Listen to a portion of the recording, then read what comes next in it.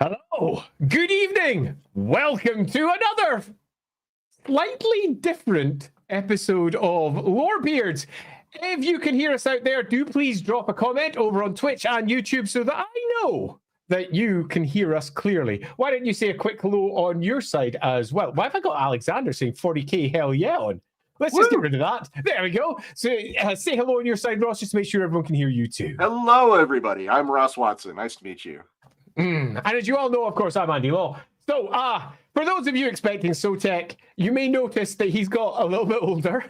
He's got a hat on. He's not looking the same as normal. Sotek is off doing Sotek things, wandering the world, appeasing the gods or whatever it is that Sotek does. Meaning that, of course, he's not available for us to chat this Wednesday. So, we had a little bit of a chin wag and we decided to come up with something a bit different. So what is a bit different? The bit different is, let me all introduce you to the extraordinarily awesome Ross Watson. Now, you might go, who the fuck is Ross Watson? And there we go, I'm ruining the monetization because I swore within the first 5 minutes, but I'm Scottish. It's what happens.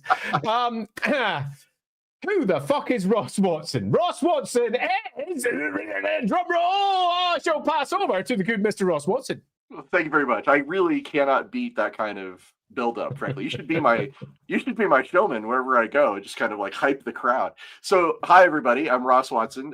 So why am I here? I've worked on a whole bunch of 40k stuff in the past. If you've played any of the Warhammer 40k role-playing games, there's a really good chance I was involved. I was the lead as a developer for Dark Heresy, Rogue Trader, Deathwatch. I did a lot of work on Only War. I've built a few video games as well, if you've ever played Battlefleet Gothic Armada or Regicide. So I've worked on a whole lot of 40k stuff. And actually, some of my work is now video games as well, like the new Rogue Trader game from Alcat is actually built on the role-playing game that I designed. So those are the reasons why I'm here. And I'm so happy to be on the Lorebeards channel because I have been a fan for a long time. Oh. And it's cool to be here. Also to talk about something that's kind of in common between the Warhammer 40,000 universe and the Warhammer universe. And why don't you get us going with that, Andy? Yeah. But before we dive in, because there's a few things I want to say before we dive in. Number one is Ross is awesome. I've spoken with Ross a few times in the past. He's bluntly just awesome. There is no way we couldn't have him on Lorebeards at some point. We've been discussing it, Sotek and I, for some time, largely because whenever various conversations come up regarding what I've done for Warhammer Fantasy down through the last couple of decades or so, basically Ross has done exactly the same over on the roleplay side. And as we've said multiple times in the past, the roleplay game is where things are often given a great deal of extra context, where things become real. They're not top-tier battle stuff. These are real people trying to engage with real lives. And Ross has done the pretty tough job of trying to bring that epic setting down to a playable ground and has pretty much blown it away repeatedly in multiple books. So consider him to be like the 40k version of me, if you wish, because that's a nice way to begin. And he has been a very busy man with multiple games down through time, and he is bluntly just the best. So that gives us our quick intro into Ross, for example. As Mark says there, hi Ross. I played a bunch of the FFG RPGs. I've had a lot of fun with them, so thanks. Thank you, sir. I forgot to mention Wrath and Glory, which is the most recent game. I designed that from the ground up as well. So actually one of my there's been one more now, Imperium Maledictum. I had nothing to do with that one, unfortunately. Yeah. But there's somebody in the comments who's actually one of my players in my weekend group. That there he is right there. Yeah, that's Ryan. He's a hell of a painter too. He's won some awards for Horus Heresy for his art, his armies. Cool. So. Lovely. If you are out there and want to share your images with us, drop into the LAWhammer Discord, the LAWhammer Discord channel, and do share some of your miniatures there, Kruger, because I'm always willing to have a look more. If you're currently over on Twitch, so I can't give you the links over on Twitch. Well, I can. I'd have to go find them. But if you pop over to the YouTube version, you will find a link sitting down in the description for access through to our Discord if you'd like to come in there and say hi. That would be Awesome. All right, so what are we discussing today, Ross? It is indeed, as you suggested, something that's sort of a crossover between the Warhammer and the 40k. That's right. So one of the things that is kind of common across both of these big settings is the idea of a place where reality is immutable, where time and space really don't have a lot to do with each other, and it is kind of a realm of metaphor where things in our world are kind of reflected in a twisted manner. And that in Warhammer 40k, it's called the warp or the immaterium. In the Warhammer universe, I believe you call it the realm of chaos. Although there are a bunch of other names as well. Oh, yeah, so many. So many. Much more commonly in the rule books, it's the Aether, but we will get on to that. The Aether, the Aether, the Aether, the Aether. I have a bunch of stories regarding the Aether and whether we could even call it the Aether as well, which was definitely a thing. Hey, Dynaman. Hello, Ross says Dynaman. Thanks very much, by the way, for the cheers. And welcome to the Small C Chaos. Out of curiosity, do you think 40k RPG would ever do rules for playing as Tau and their auxiliary species? So just to be clear, to start with, I'm not employed by Cubicle 7, or I'm not actually like doing that work at the moment. So I don't have anything to do with it. But my opinion is that they definitely should, because Kroot are cool as hell, frankly. We put them in all of the Rogue Trader stuff that we could because they were so neat. And the Tau have been getting more and more developed over time in the lore. So it would be really cool to see them as something that you could have in your game or even embody in your game. Like one of the Fire Warriors would actually be a really great character, for example. So yeah, or flying around in a battle suit. Who wouldn't want to do that? I know I would. I'd be down. I'm like so behind that. I mean, basically anything that has had focus on 40k could really do with just something to develop it further in the RPG. Leagues of Votann would be really cool. I would love to see a Leagues of Votann style RPG. That'd be really cool. That'd be freaking awesome, wouldn't it? Yeah. Particularly given just how long it took for them to become a thing anyway, and all the background material has been coming out for that is pretty much obviously brilliant. And Mr. Mike, no, he's not. Sotek is currently wandering around. Sotek is fine, Mr. Mike. Don't you be spreading scurrilous rumor. Absolute nonsense. Hey, Skylar, thanks very much. Ross, while I'm a huge Warhammer fan, I am arguably a bigger fan of Star Wars. Oh, interesting. Wikipedia tells me that you worked on Age of Empire, which is one of my favorite TTRPGs, and I just want to say you rock and thanks. Thank you very much, Skylar. I do appreciate that. Yes, I was involved with Edge of the Empire, and I could tell some stories about how that game came to be because I was there from the very, very beginning with Fantasy Flight when they got the license for Star Wars RPG in the first place. Edge of the Empire was a lot of fun to work on. If you've ever played a Gand in Edge of the Empire, I'm the reason why Gander in the book, for example. But yeah, Star Wars is super cool. I'm actually running a Star Wars RPG game on every other weekend, which Kruger is one of my players. So nice. Yeah, I played Age of Empire as well. I had a bit of fun with that. We did ourselves a little Star Wars group. I, of course, being me, did a Star Wars scroll to open up every single one of our sessions. We do that too. We do it because, of course, you have to. It's required. Yeah, indeed. We set up 8 episode arcs.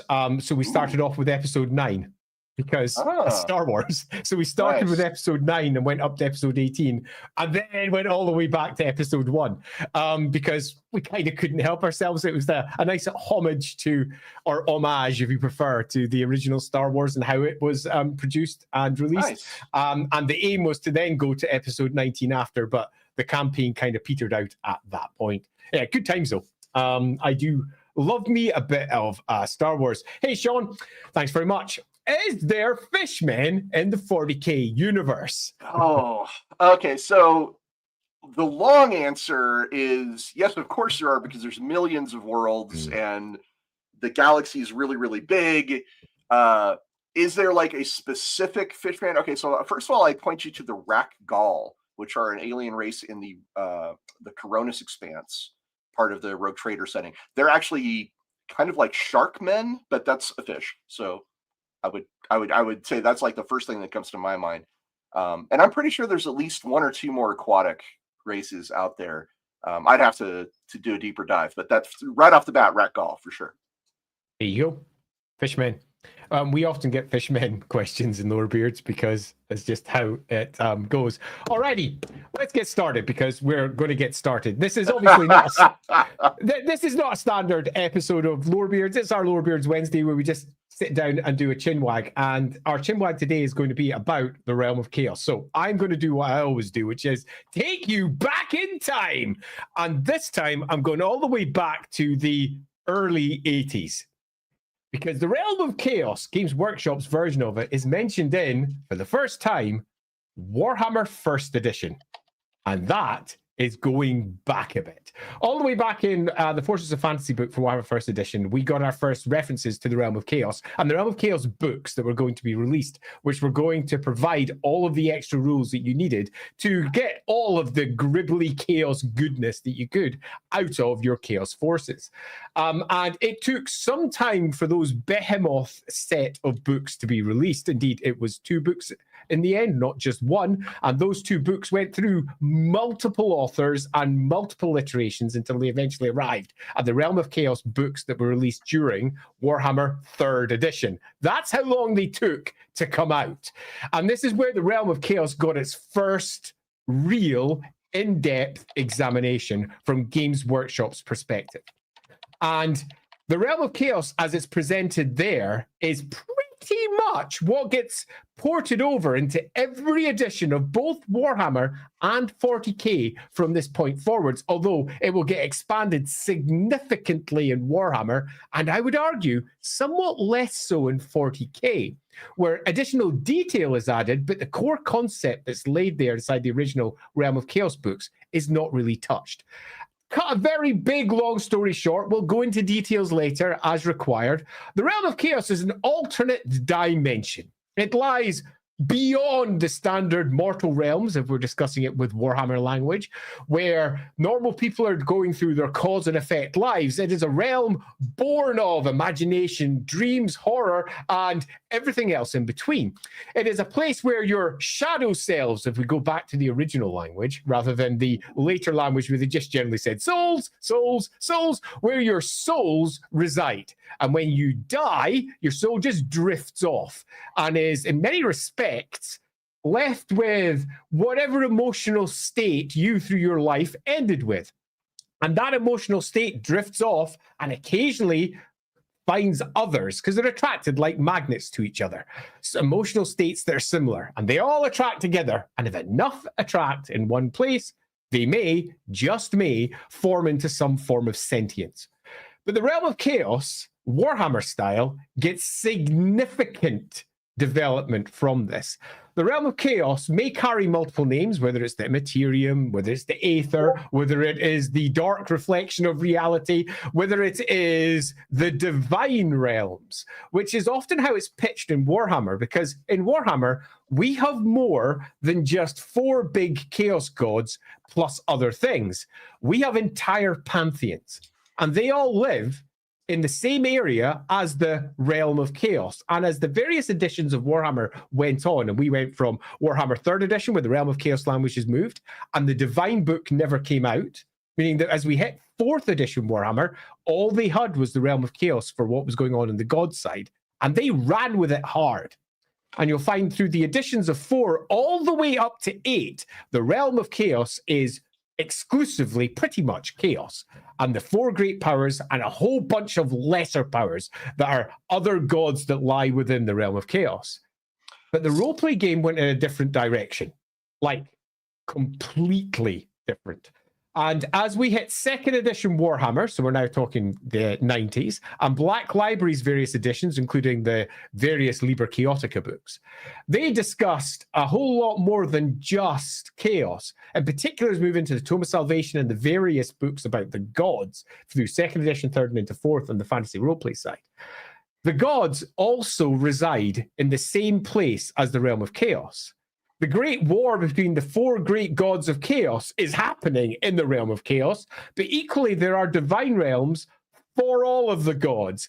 And not only that, a lot of other spiritual entities as well. Not just the weird unaligned demons and screamers that are making their way through the realms like great shoals of fish in a massive sea, but we end up meeting a whole bunch of independent, unique spirits, lesser gods, great deities of rivers, great deities of swamps, great deities of seas, and all of these reside within the same space, which is why in Warhammer Fantasy, rather than Warhammer 40k, the realm of chaos is pretty much used as a term exclusively for just that section of the realm that is inhabited by the chaos gods.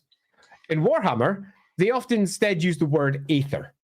The word aether being the reflected other side, where all of the material rules no longer apply, where up isn't up and down isn't down, where time itself doesn't really exist, where a mortal mind can't really grasp what's going on and just makes things up in fevered dreams. And from this realm, all of the gods also can be found. And that's all your elven gods, the gods of the Empire Pantheon. In fact, the gods of the entire Warhammer world are in there. Mork and Gork, doing their Gork and Mork thing, are in the divine realms doing stuff too, which is why the aether is often used.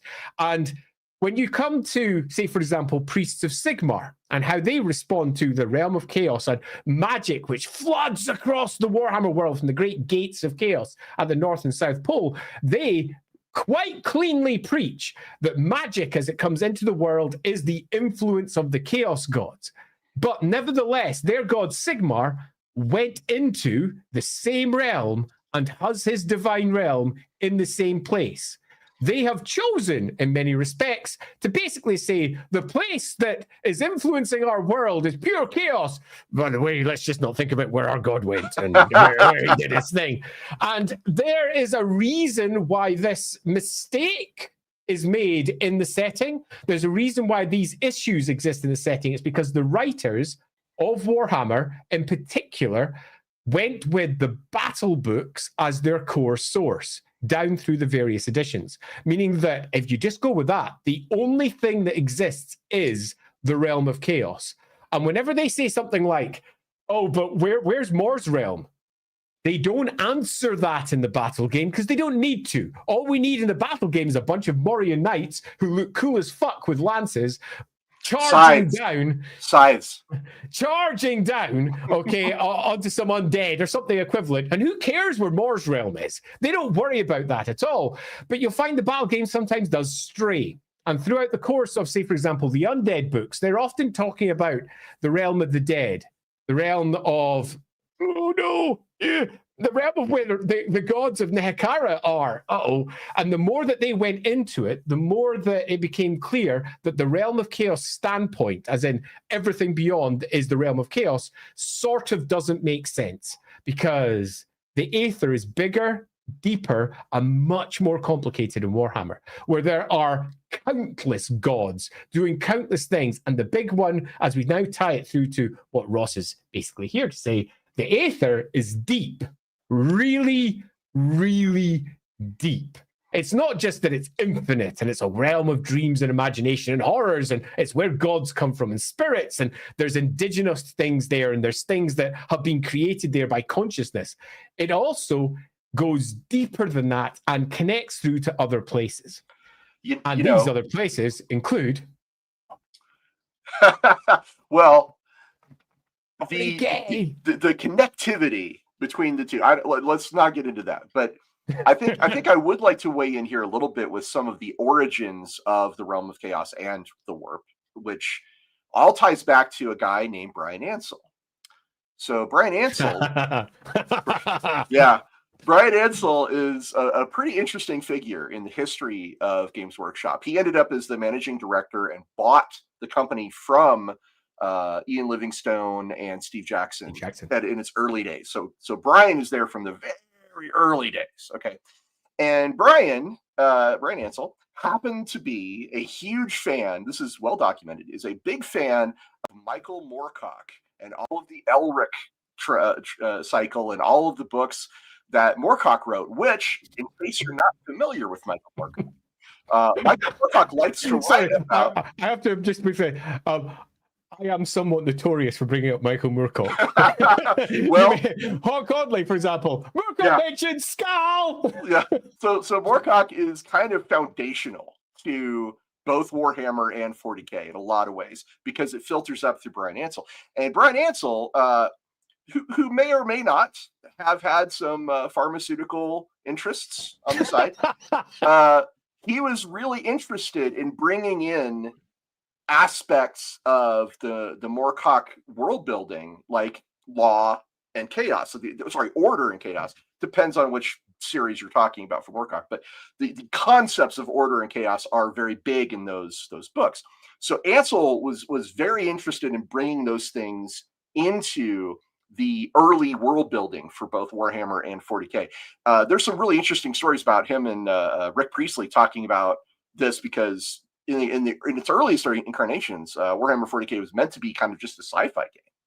And Ansell was like, no, we need to have demons and we need to have magic. We need to have a realm of chaos where all this stuff comes from. And so Ansell teams up with this guy called Ian Miller.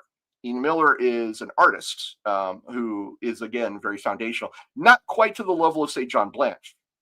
But Miller has a particular style. And if you've ever looked at the Realm of Chaos books, you probably know Ian Miller's artwork. It's crazy. It is the ravings of a madman drawn onto the canvas. So Ansell and Miller worked together to kind of build a lot of the visuals and the lore for what chaos is in the world of Warhammer and Warhammer 40K. And other authors and other artists and other creators have just built on that foundation over time. So if you want to talk about the Realm of Chaos, you want to talk about the Warp, you have to talk about Brian Ansell, you have to talk about Ian Miller. And so I feel like we've at least paid our homage to the greats who have paved the way for us coming into the future. But a lot of what you say, Andy, of course, is absolutely correct and really interesting. And I would love to just talk about the Warhammer side of it, but I'm not here to do that. I'm here to talk about the 40K side of it. And in 40K, one of the biggest things about what is called the warp in 40K, or the immaterium, the aether is just not a term for 40K. But in 40K, what the biggest thing about the warp is it tends to be a place that is used for travel, like the Imperium specifically, and orcs and a few other races tend to use the warp as a shortcut when they want to travel faster than light. They essentially poke a hole between our world and hell, and they ride on the unfettered tides of hate until they poke another hole and emerge out of the immaterium into wherever they were going. The joke is, the meme is that the movie Event Horizon is a Tuesday in 40K because interestingly, just as a small aside, Event Horizon, the writer behind it, he fully intended for it to be a prequel to 40K. No kidding. Wow, no kidding. That's cool. Yeah. Well, it's obvious in its.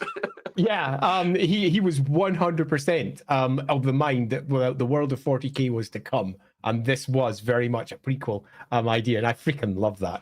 So I also love the movie, by the way. Yeah, it's a great movie, but in 40K, so it's a place of travel. But I think I'm going to defer to your expertise on this, but I believe in Warhammer, the Realm of Chaos is where the winds of magic come from. Like, magic is powered from things that are connected to the ether or the Realm of Chaos. In 40K, I'll very quickly cover this because it was also for a very brief time almost the same in 40K, particularly if you look at Space Hulk and what it did, where in Warhammer all magic comes from the Chaos Gates, both north and south, but largely the south at the northern gate, and where the realm of chaos, or alternatively the aether, hits the material realm, it turns into the winds of magic. The winds of magic are empirical. They are not part of the warp, or they're not part of the aether and what lies beyond. They are a part of the real world. And they seep in across the world in a way that is completely unlike anything that happens in 40K.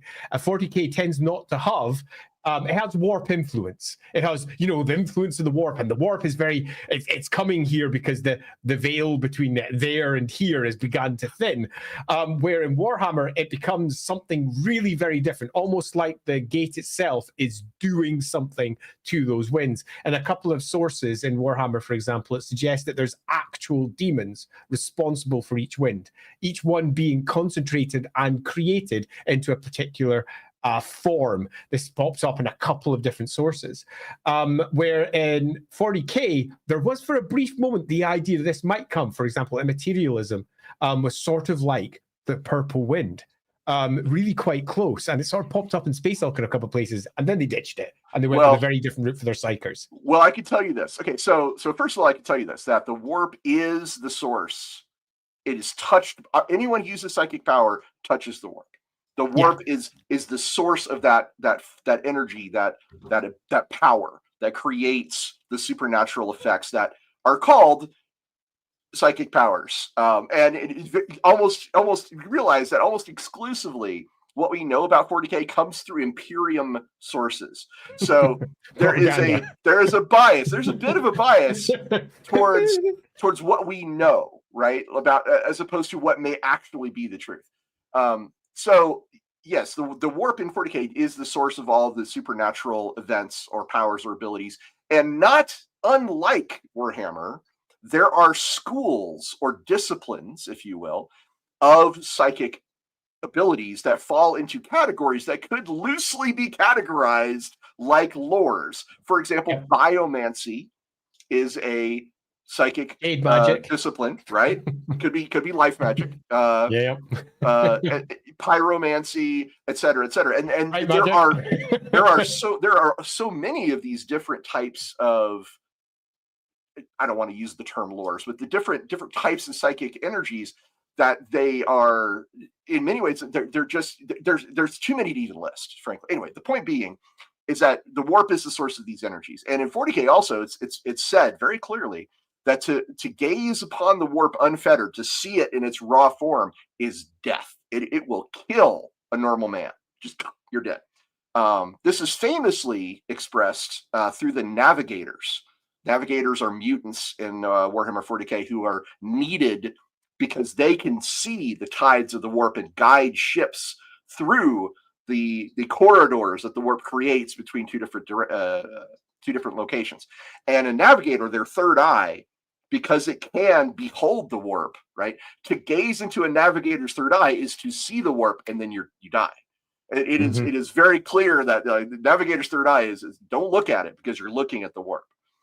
One of the things I really love as a difference between Warhammer and 40k is in Warhammer, spell users, magic users, those who can fling magic, aren't using the warp. No, they're just not. They're doing something very different because they're using the winds of magic. They're using something material. They never connect to the warp ever. If they were to find themselves suddenly in 40k, you might find them weirdly incapable of doing anything because the very magics that they use rely on the winds of magic. So they're never directly connected to chaos in the same way that your average psyker is, and becoming a sanctioned psyker and getting yourself soul stamped or whatever equivalent to try and stop yourself being so endangered from the various demons that are prowling around. It's not the same thing in Warhammer, and that's super cool. It is not the same thing. It's similar in a lot of ways. Yeah. Also, something that is interesting, and one of the things I love the most about the warp in 40k is that time and space are just kind of different there. They're strange. It is often said that if you begin a journey through the warp, you can end up arriving at your destination far later than you expected, years, decades, even. Decades, yeah. And in some rare instances, it has been, let's put it this way, the imperial records on these things are very, very rare. Redacted. Red tape in the Imperium, never. But any reports or records of people arriving before they left, those things are happen often enough that there's an entire Ordo of the Inquisition called the Ordo Chronos that seeks out all these time-related instances and tries to determine like what actually happened. So I don't know, is that a thing in the Realm of Chaos? Could I go into the Realm of Chaos and emerge from the Realm of Chaos much later than I expect? Like if I spend a year in the Realm of Chaos and I come out 10 years later, is that a thing? Yes. In Warhammer, it's a very common thing, in fact. The Aether, let's use that term for Warhammer side to make sure that we don't get lost in all of the minutiae between them. The Aether manipulates time with actual magic. One of the winds of magic, Shyish, is strongly related. That's the purple wind to time. And it was also tied into some time manipulation in 40k for a while when their purple version popped up. Again, check that in the old original Space Hulk. There are connections there, the connective tissue, because back then 40k and Warhammer were basically just the same in two different settings. But as each developed and Games Workshop very much decided they wanted them to be unique and didn't want Warhammer to feel like it was just a tiny part of a far bigger whole that was 40k, that it was its own unique thing. They diverged significantly. But yes, there are multiple examples where the Aether comes into the real world and influences it, particularly where spirits are a high component of the local flora and fauna that might be around. Athelloren, for example, where the wood elves are, time there just runs weird, where not only they have places which are dedicated to one season and it just never changes, and the sun may never set, which is a thing. But you also have various stories of knights who've gone in and come out 100 years, 200 years later. It's all fairy tale stuff, but it's well documented. It has happened. And you also, much like if you're a ship moving through the warp, you have examples of people who have come out before they were born. And that's super cool as well. And that's something that is a common part of anywhere that's magically saturated in Warhammer. That would include I don't want to use the term Realm of Chaos for the North, although Games Workshop often interchangeably uses Realm of Chaos for the Chaos Wastes up in the North. But in the Chaos Waste, where magic is exceedingly thick as it pours out of the Weeping Eye up in the North. So that's one place. But then there's a whole bunch of spiritually active places across Warhammer where magic's a thing. Right. And looking at the time, we should dive into our super chat so that we don't lose track of where we were. Yeah, that's a good idea. I do believe we're sending Skylar. Hey, Skylar, thanks very much. What were you talking about Kremlo and his realm? Like, so just because you're going to have absolutely no idea what this is referencing. Kremlo was one of the original, let's be blunt, old ones, who was just a slan lizardman. Warhammer obviously changed, but Kremlo's still back there in the original editions, and he doesn't have a realm. He's just a slan. Let's just move on quickly, Skylar. Skylar comes in again. Oh, thanks, Skylar. Oh no, that's Brock. How challenging is it to write about a place where anything can happen and is constantly in flux? How do you make that engaging to readers and players?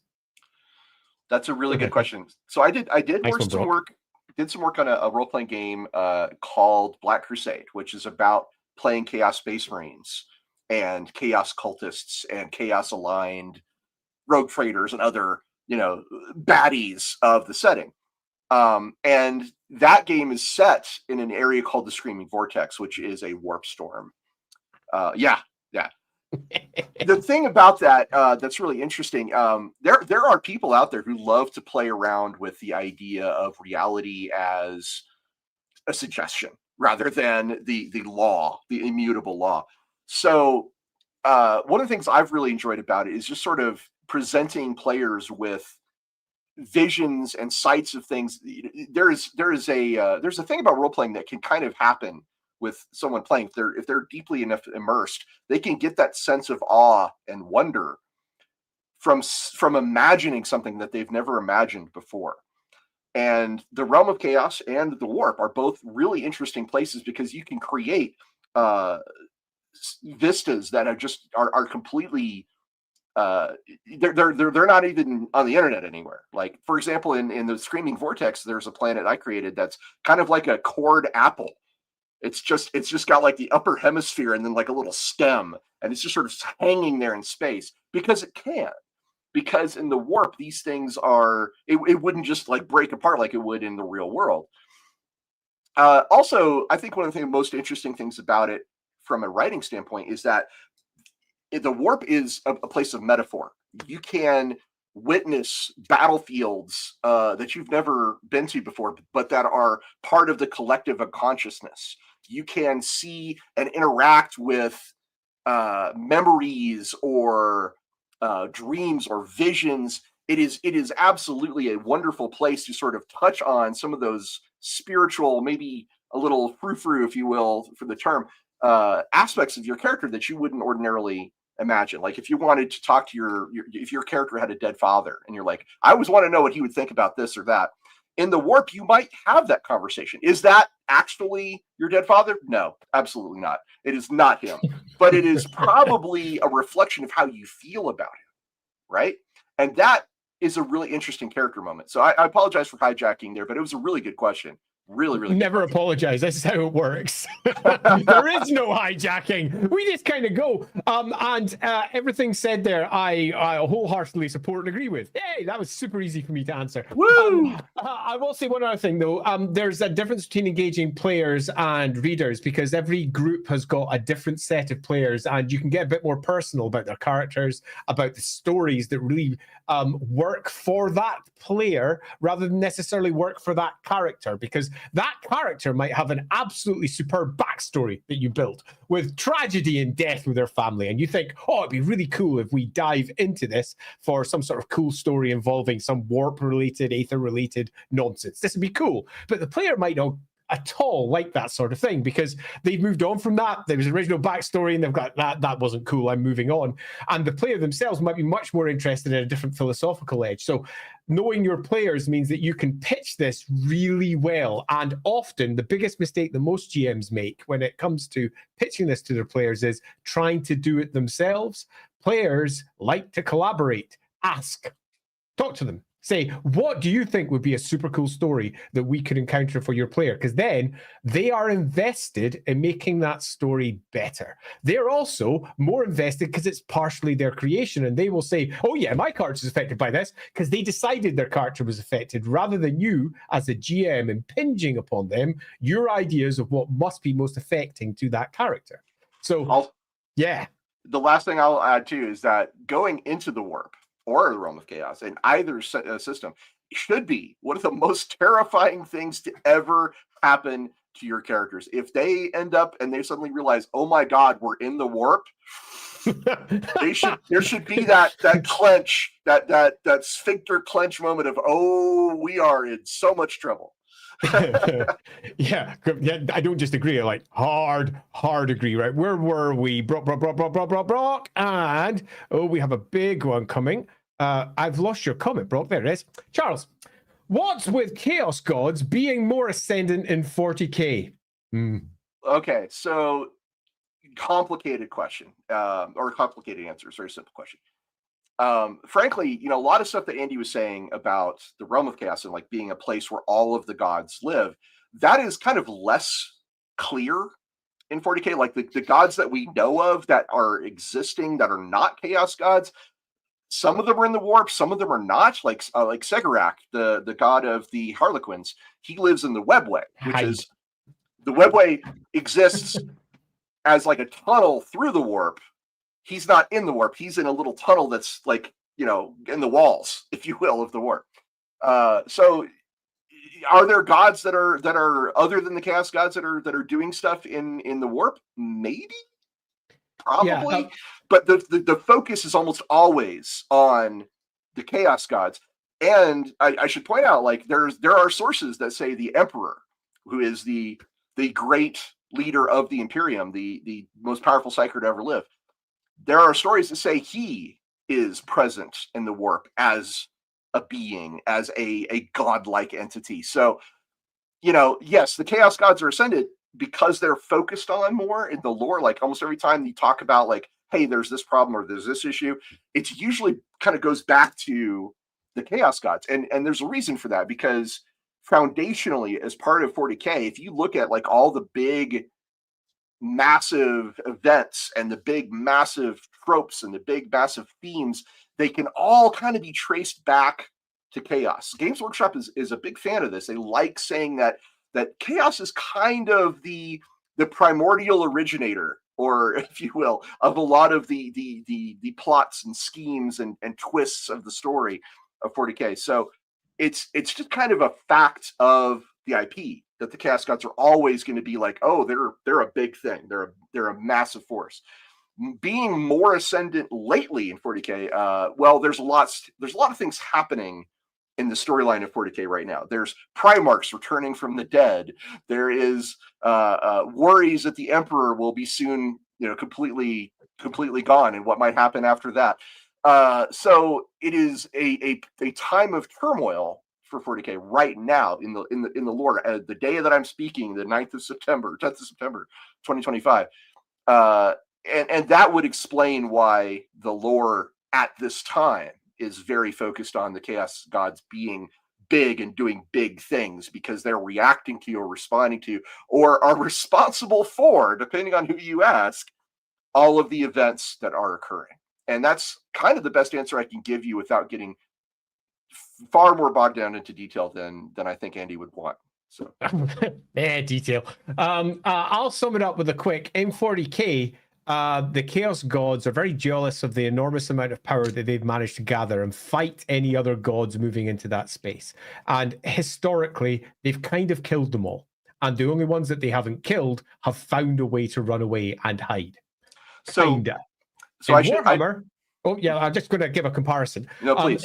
On the Warhammer side, that's never happened. In fact, you could argue that the Chaos Gods are either arriving from elsewhere and are basically trying to impinge themselves upon the Warhammer world, or alternatively, if you go with some readings, they were birthed in the Warhammer world and moved out in a really weird way.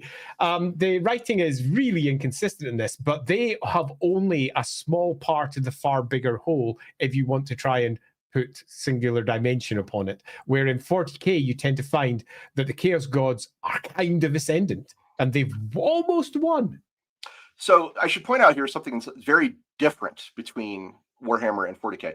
In 40K, the gods are not sentient beings like they are in Warhammer. The gods of 40K, Nurgle, Khorne, Tzeentch, and Slaanesh, specifically those four, they're more like natural forces, like a typhoon or a hurricane.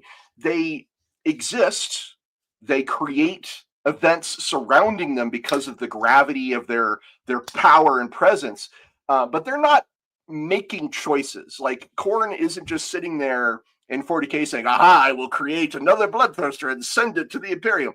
He's not thinking about that. He doesn't have that kind of thought process. They are cosmic forces.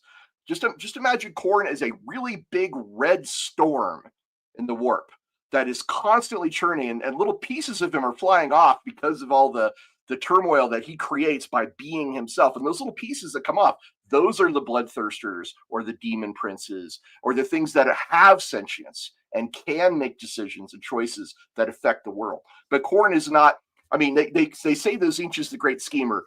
He's not sitting there like, yes, exactly as planned.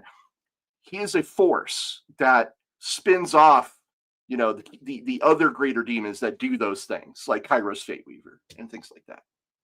So that's the difference. Hey, Garrett, thanks very much. Speaking of Fishman earlier, Ross, is there a lesser-known race in 40K that you're a big fan of? If so, could you describe them? Sorry for the specific question. Just love hearing about new stuff. Garrett, never be sorry. Yeah. Garrett, great question. The minor race that I would like to draw attention to today is the Fra'al.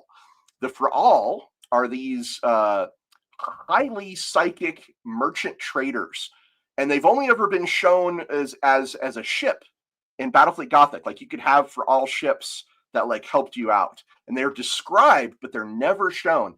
The Fra'al are really, really interesting, but also I would say the Enslavers are a really cool, lesser known race. I created a Space Marine chapter called the Storm Wardens for Deathwatch.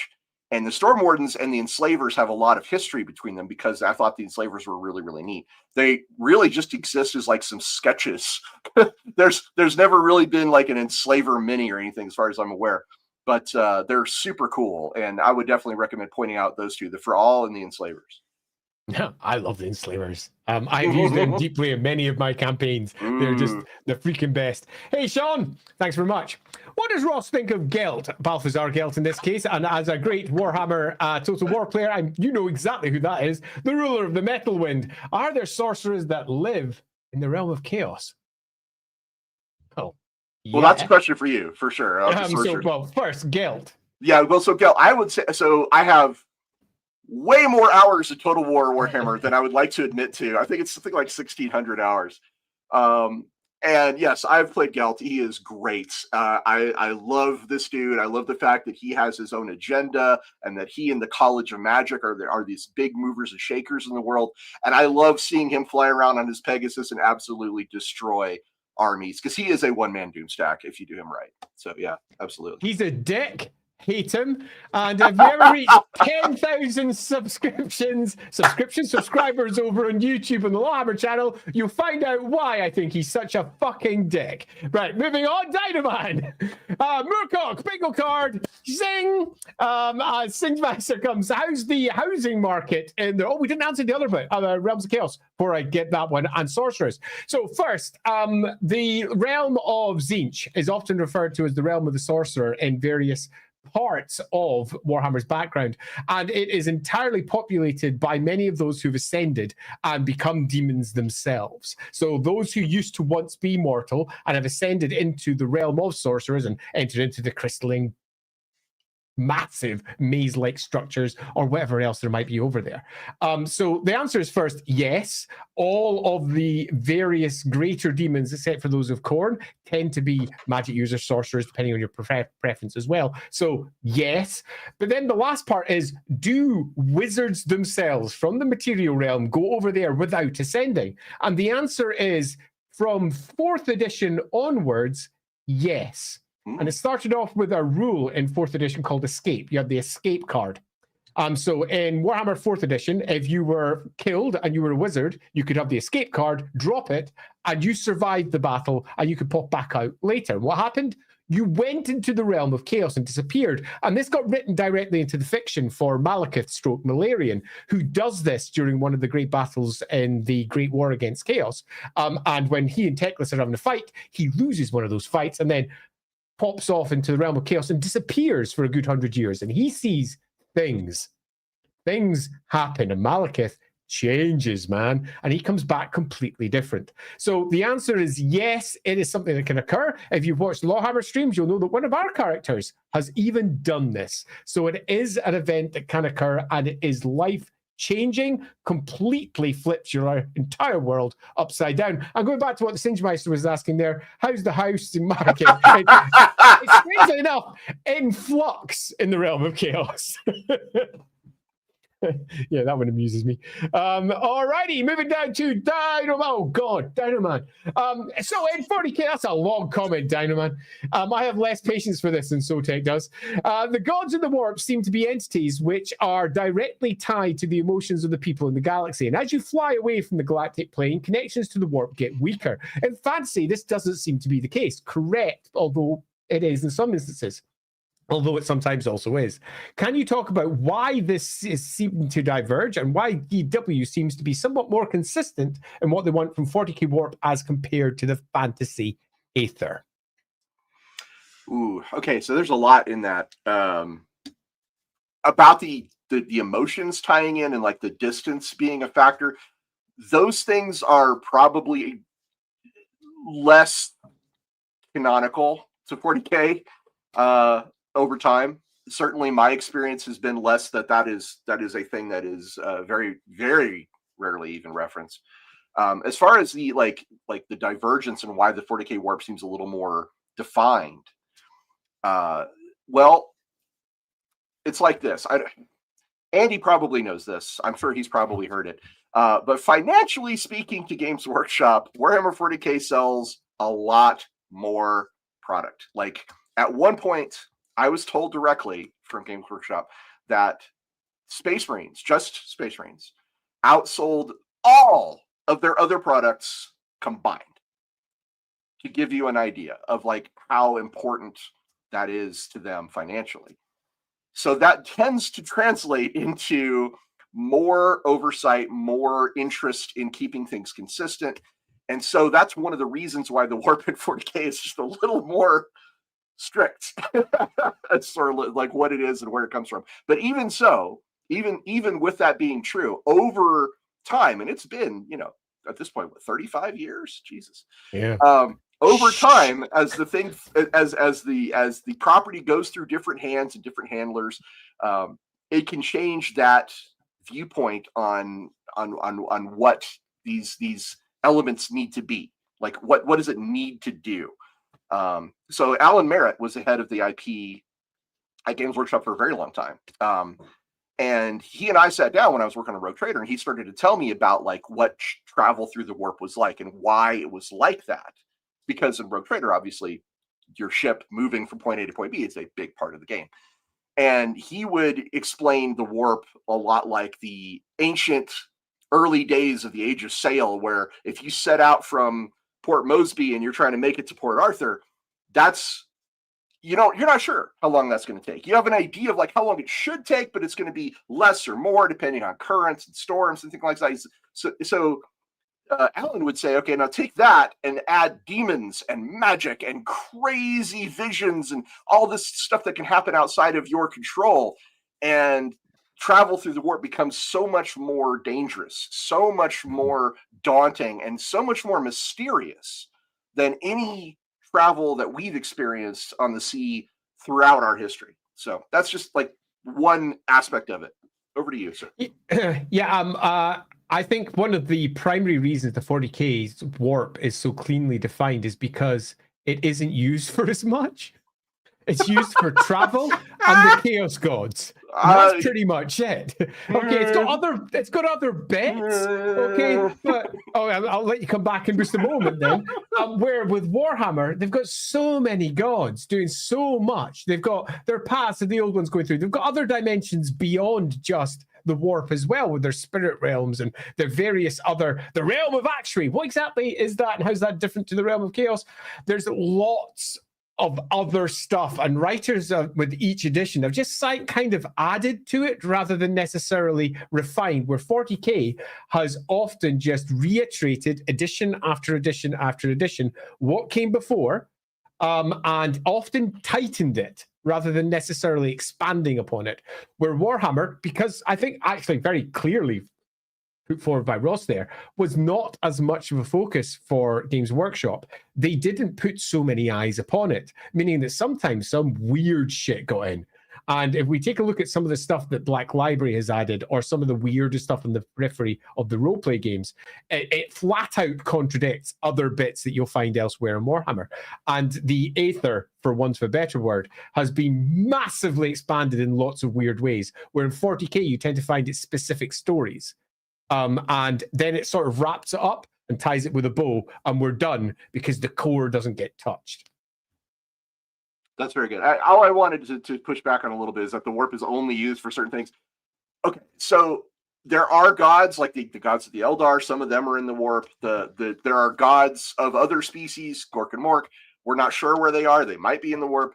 There's like a god of the Tau now, which is kind of a weird thing, and that's like in the warp. So bizarrely enough, the warp does contain other gods than just the chaos gods. It is used for more than just travel. It's also, I should really point out, like it's also vital for interstellar communication, because if you want to send a message from Terra out to Macragge, you do that with an astropath who telepathically puts together this message, usually in the form of metaphors or ciphers or codes or images, and then like sends that out in a wave to Macragge, where another astropath will receive it, translate, interpret all those images and signs into a message that is then passed along to the people on Macragge. So it's travel. It's also navigation through the Astronomicon, which is the beacon that the God Emperor creates through his psychic abilities that allows ships to know where they are relative to Terra in the warp, because otherwise you'd be completely lost.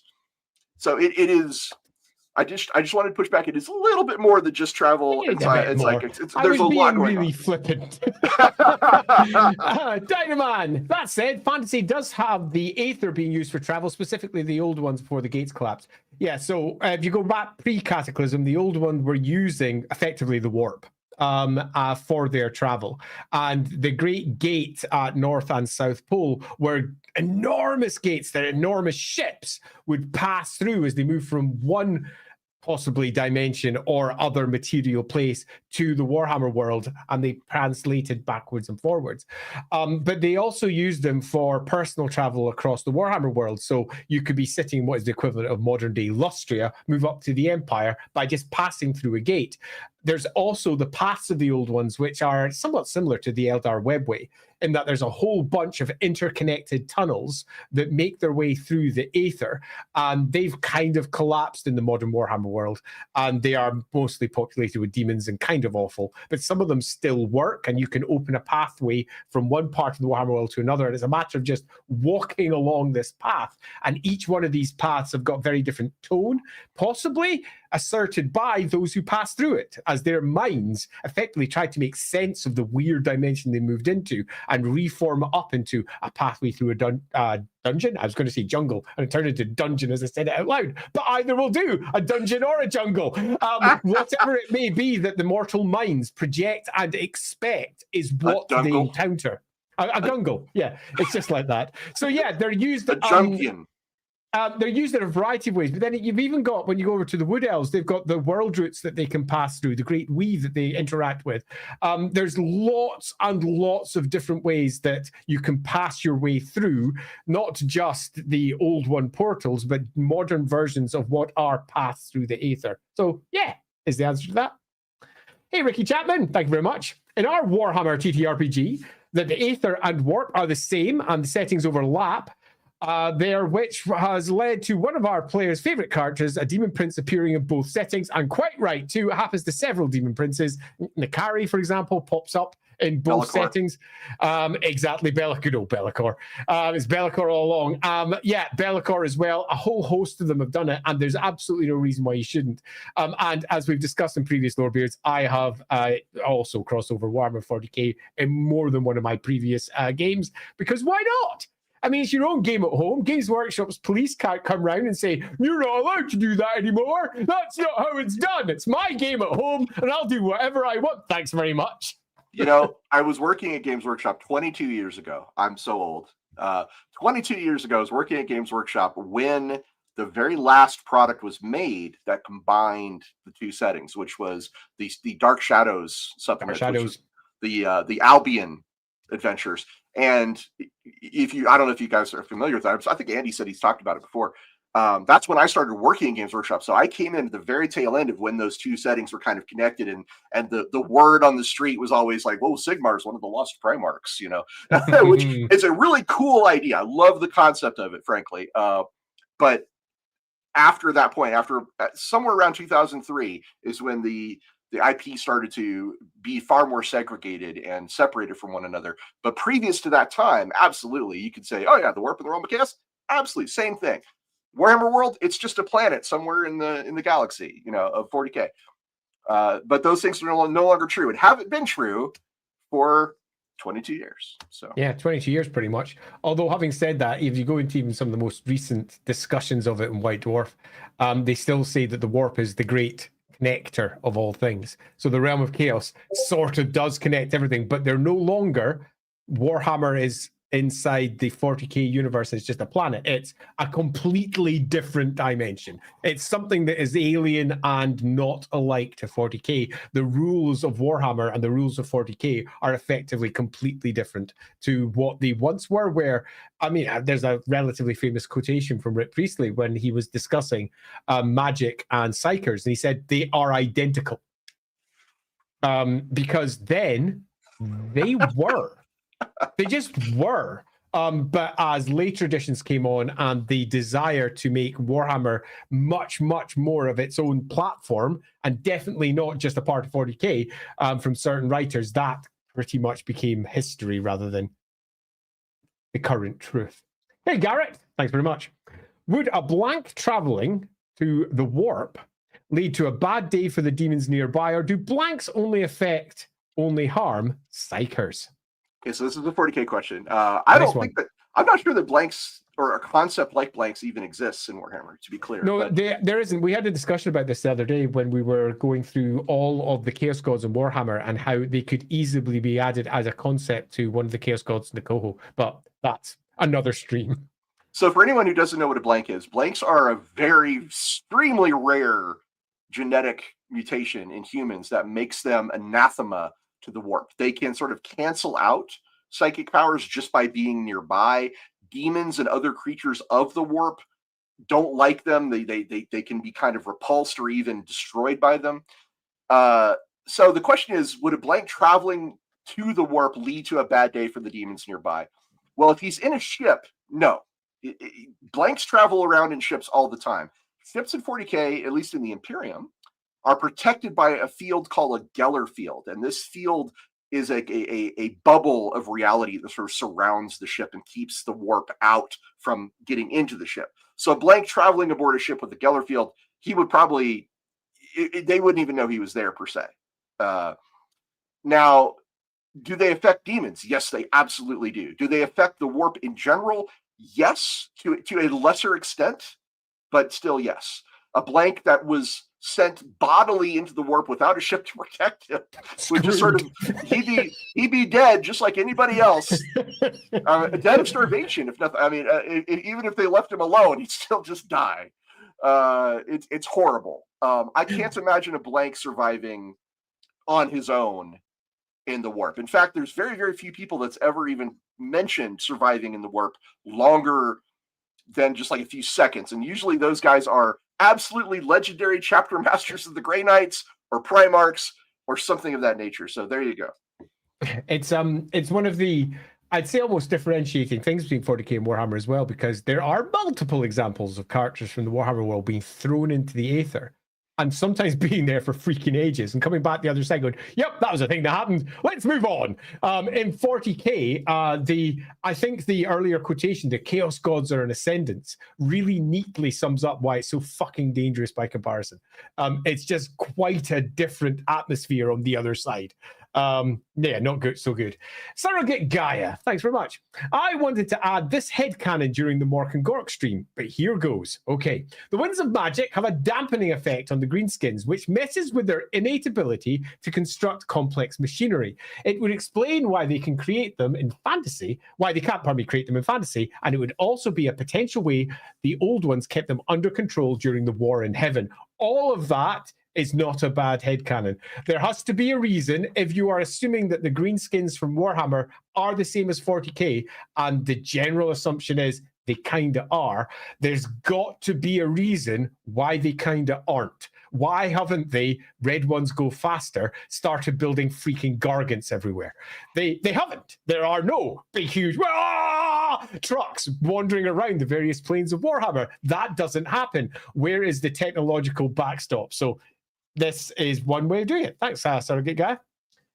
So the warp doesn't provide you the actual answers. It predicts the answers based on the collective experience of humankind. Is the warp ChatGPT? ChatGPT is certainly chaos. Any suggestion that generative AI is actually the source of all evil, I will probably say, yeah, that sounds legit. That sounds legit to me. I love this. That's just brilliant. Don't trust your generative AI. Well, to be clear, if I could go back just briefly there, does the warp provide actual answers? It can. Very famously, the Primarch Magnus the Red learned that his brother Horus had turned against the Emperor through a vision in the warp. Now, obviously, many people will jump in here and say, well, that was Tzeentch giving him the vision. Maybe it was. What we know is he saw that vision in the warp. We know that to be true. So does the warp give you actual answers? It can. And that's all I wanted to point out.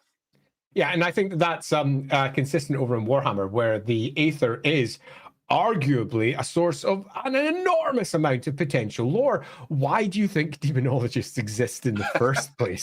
It's not just to summon up a big demon so that they can kill the person who's run off with the person that they fancy. Demons can provide answers, and answers are cool. But are those answers real? Are they true? Thanks, ChatGPT. Who knows? Brock6000, how did the Liber Chaotica influence your perspective of the Aether/warp? Liber Chaotica is a great book, and if you haven't read it, Ross, I recommend it. It's one book per chaos power, and it also crosses over into 40K. It's written from the perspective of characters in the Warhammer world, and it has entire sections about their visions of the great weirdness that is 40k that lies beyond. And the Liber Chaotica, which was written by MVS, Marian von Stauffer, is a bloody brilliant book, actually. Brilliant set of books. And from my perspective, they influenced me quite a bit because there was a lot in there that was great. Really good writing. And that's pretty much all you can ask for when you're attempting to dive into a subject which can be as tricky and as difficult to pin down as Chaos. But yeah, from my side, it did. So this is a really interesting thing that just brought up, actually talking about this, is, this whole topic about the realm of chaos and the warp is it is a connective thread between the two IPs, and it is. And classically, that connective thread started with a book called The Realms of Chaos, which, Andy's talked about at length. I mentioned briefly with Brian Ansel and Ian Miller. And so the Liber Chaotic is also connecting the two together, is very much in theme. It makes the realm of chaos, it makes chaos in general kind of the hinge that allows those two worlds to connect, like the little apogee where they come closest to one another is through that lens of chaos. So definitely the Realms of Chaos books, the Liber Chaotica books, they have influenced me, but like Andy says, they're primarily from the perspective of Warhammer, and my perspective has been locked in so hard into 40k that I read them once a long time ago, and I haven't really touched them since. So I'm sure they're a little more impactful for Andy than for myself. Good evil. Thank you. Were any Warhammer writers into the cult? Yes. Into. Yes. Into's not the same as following, but into as in they've read up on, definitely. I've been reading a lot of Crowley and Gardner for my masters, and the warp seems pretty much the same. Yeah. 100%. Yeah, I mean, yes is the answer, Gneevil. Yes. Still loading. Ross, do you have a most hated or least favorite character? Like fucking Gelt, that dick. Okay, I don't want to talk about a character I hate, but I will talk about a character I like to make fun of, if that makes sense. There is a character in 40k that I will always bring up as often as I possibly can, because it encapsulates some of the crazy weirdness of 40k in a way that I really enjoy. And that is a particular Chaos Space Marine who happens to be a motorcycle fanatic. They call him the Doom Rider. And Doom Rider is just absolutely it's my favorite guy to bring up and make fun of, because he looks like he has completely gone nuts on cocaine. And his hair is just, I mean, this guy is he's basically the Knight Rider from Mad Max, right? But just turned into a Chaos Space Marine and cranked all the way up to 12, higher than 11. It's a 12. And he's riding around on his bike. The memes about this guy, just, oh my God. So yeah, Doom Rider is the one I would bring up, is the one I like to make fun of the most. Do I hate him? No, I don't hate him, but he is hilarious. Yep, love that. Brock 6000, thank you very much for what you're about to do. Hey, Space Ross, you can shamelessly plug anything you want. You've just been given the space. This is why the Lorebeard crowd are just the best. You rock, Brock. What do you say to that, Mr. Space Ross? First of all, thank you so much. That is a heck of a gift, and I deeply appreciate it. So what I would say is, Andy, I don't know if you can do this, but I do have a Patreon that I would like to plug and steer people towards. If you're interested in behind the scenes stories about the games I've worked on, if you're interested in cool RPG mechanics or characters or locations or magic items, my Patreon's a great place to find that. I think Andy's working on getting the link up here, but that's what I would use. Awesome. Thank you so much, man. I really appreciate that. That was very nice of you. Yeah, isn't Brock the best? Thanks, Brock. And the links are sitting right now inside the comments, because I can post them, which is nice. Alrighty, moving down from Brock, we go to Charles C.K.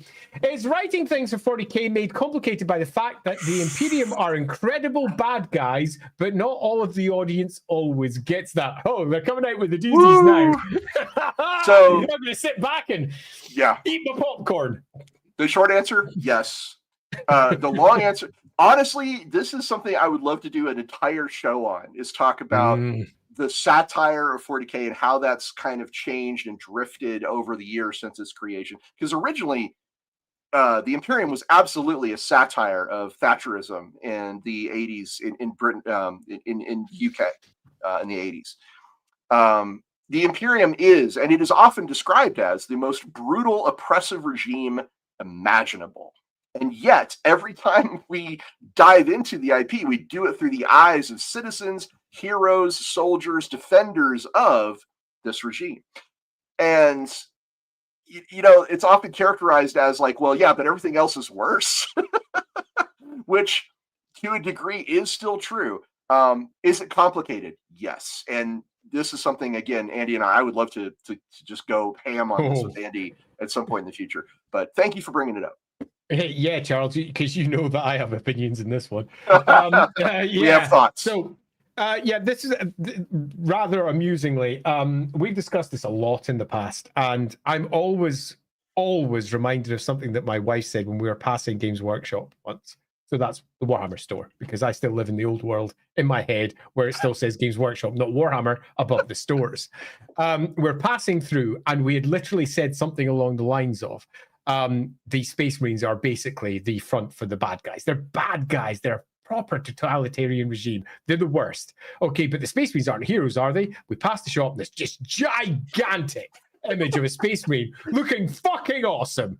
It's the classic image of fascism, because they know how to make things look cool. They know how to hook you in, but they've lost their ability to realize that what they're touting to kids was once something very different. And you can understand why a lot of people look on to 40K nowadays and go, and pull a face and feel a bit uncomfortable, because yeah, they've not changed the fact that 40K are the bad guys, but they have changed how they talk about them. And every once in a while, you'll get somebody from Games Workshop saying something along the lines of, you've got to remember that 40K is a satire, with no context, with no actual view as to why it's a satire or how it's a satire. But they or definitely what it's a satire of. Or what's a satire of. They definitely say something along the lines of, oh, it's a terrible place. It's terrible, as they hand wring away. Oh, it's the worst. Yeah, okay, we're moving along now. By the way, go buy our next book full of absolutely cool heroes doing heroic stuff and killing bad guys. So, yeah. Does it make it hard? I think so, but not for all writers, because some writers literally don't care. They're just writing about their heroes kicking in bad guys, forgetting, well, you know, that maybe it's a bit more complicated than they like to admit. Hey, Lord Inquisitor, thank you very much. Hey, there's two Lord Inquisitors here. Let me just bring this one down. Lord Inquisitor Ross Watson. Lord Inquisitor, are you talking to yourself? I did not do this. Some of the more interesting side effects if the real world was suddenly exposed to the winds of magic and the Aether or the 40K warp, aside from what the fuck, oh no, love your lore streams. Thanks very much, Lord Inquisitor. Well, there are planets. There are planets that exist in the warp in 40K. I would not want to live there. I don't think anybody would want to live there. They're horrible. The only things that would be halfway cool is if you were like happen to be an absolute nut for old school heavy metal album covers, because you'd see that everywhere. That'd be awesome, right? That guy, that one guy would be like, "Oh my god, yeah!" But everybody else, here come the Noise Marines. Yeah, it is awful, horrible. Society as we know it would be gone, and the worst aspects of our ids would rule, and that's really all I could say about it.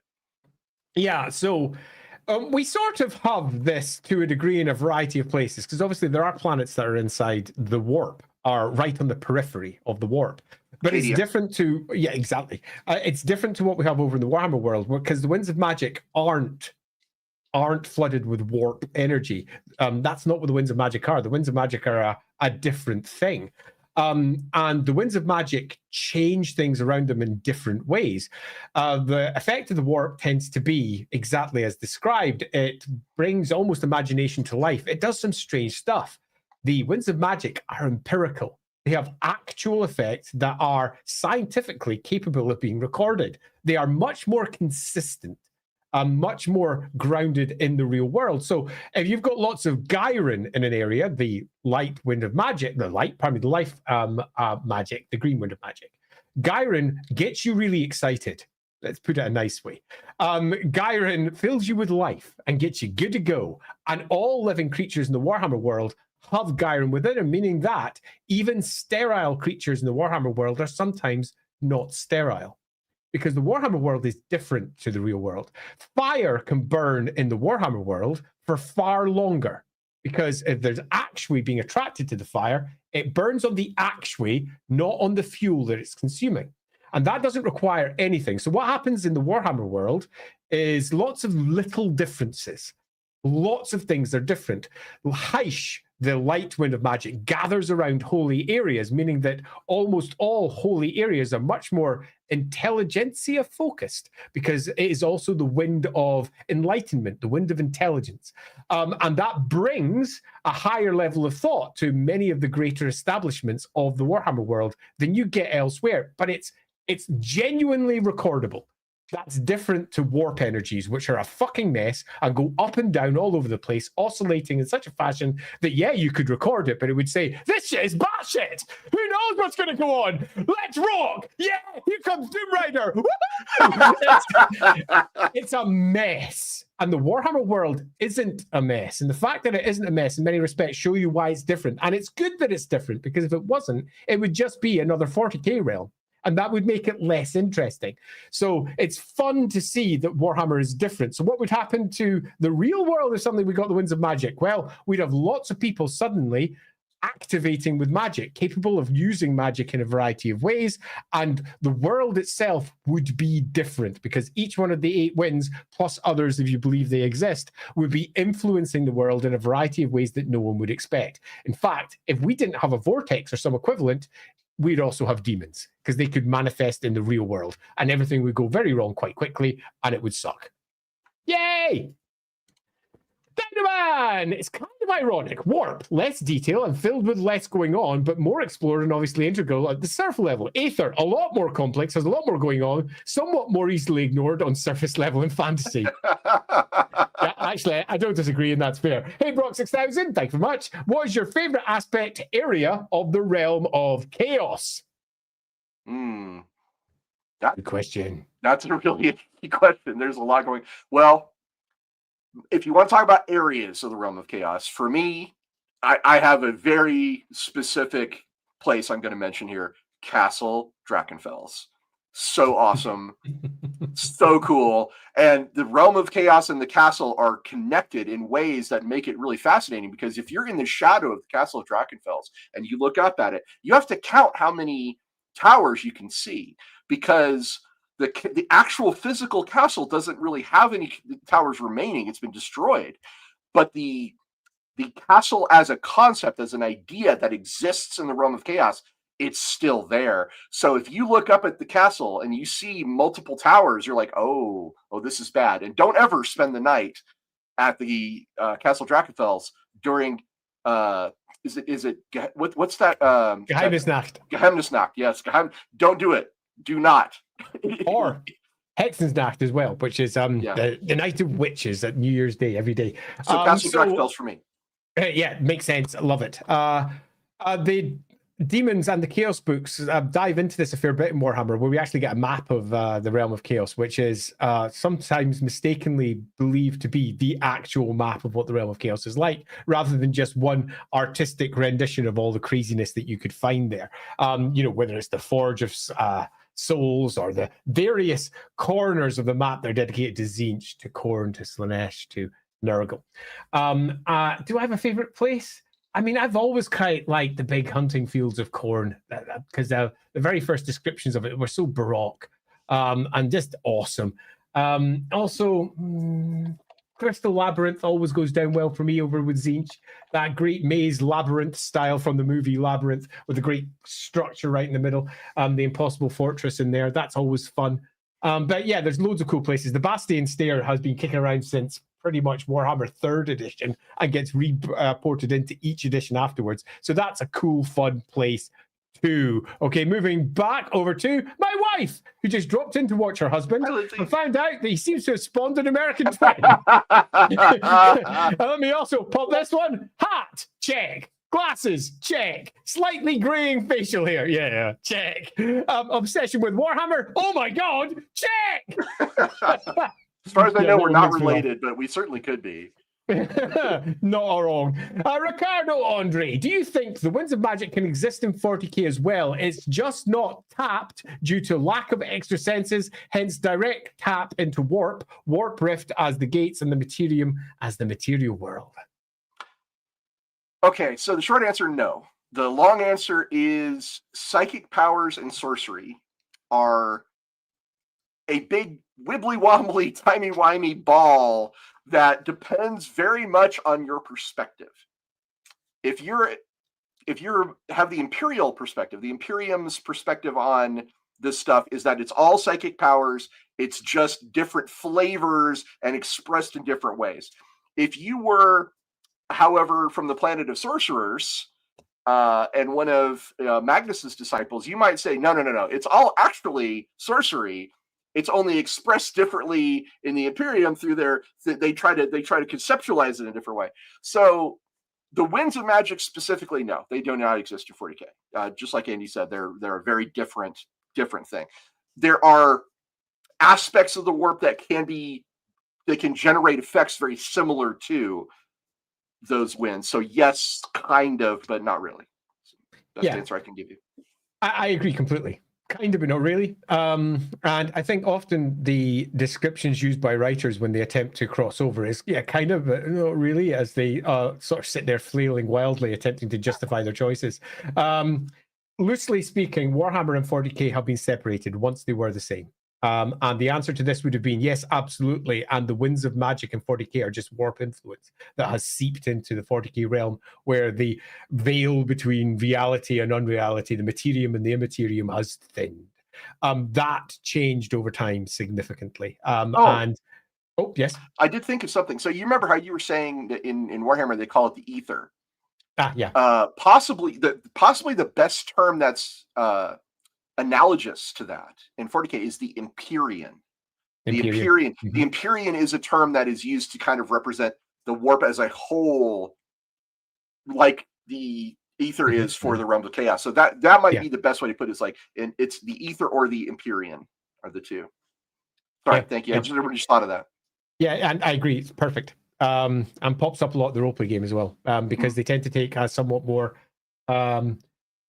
let's say judicial view, where they're being a bit more careful, not just go, oh, it's chaos, which can be a thing.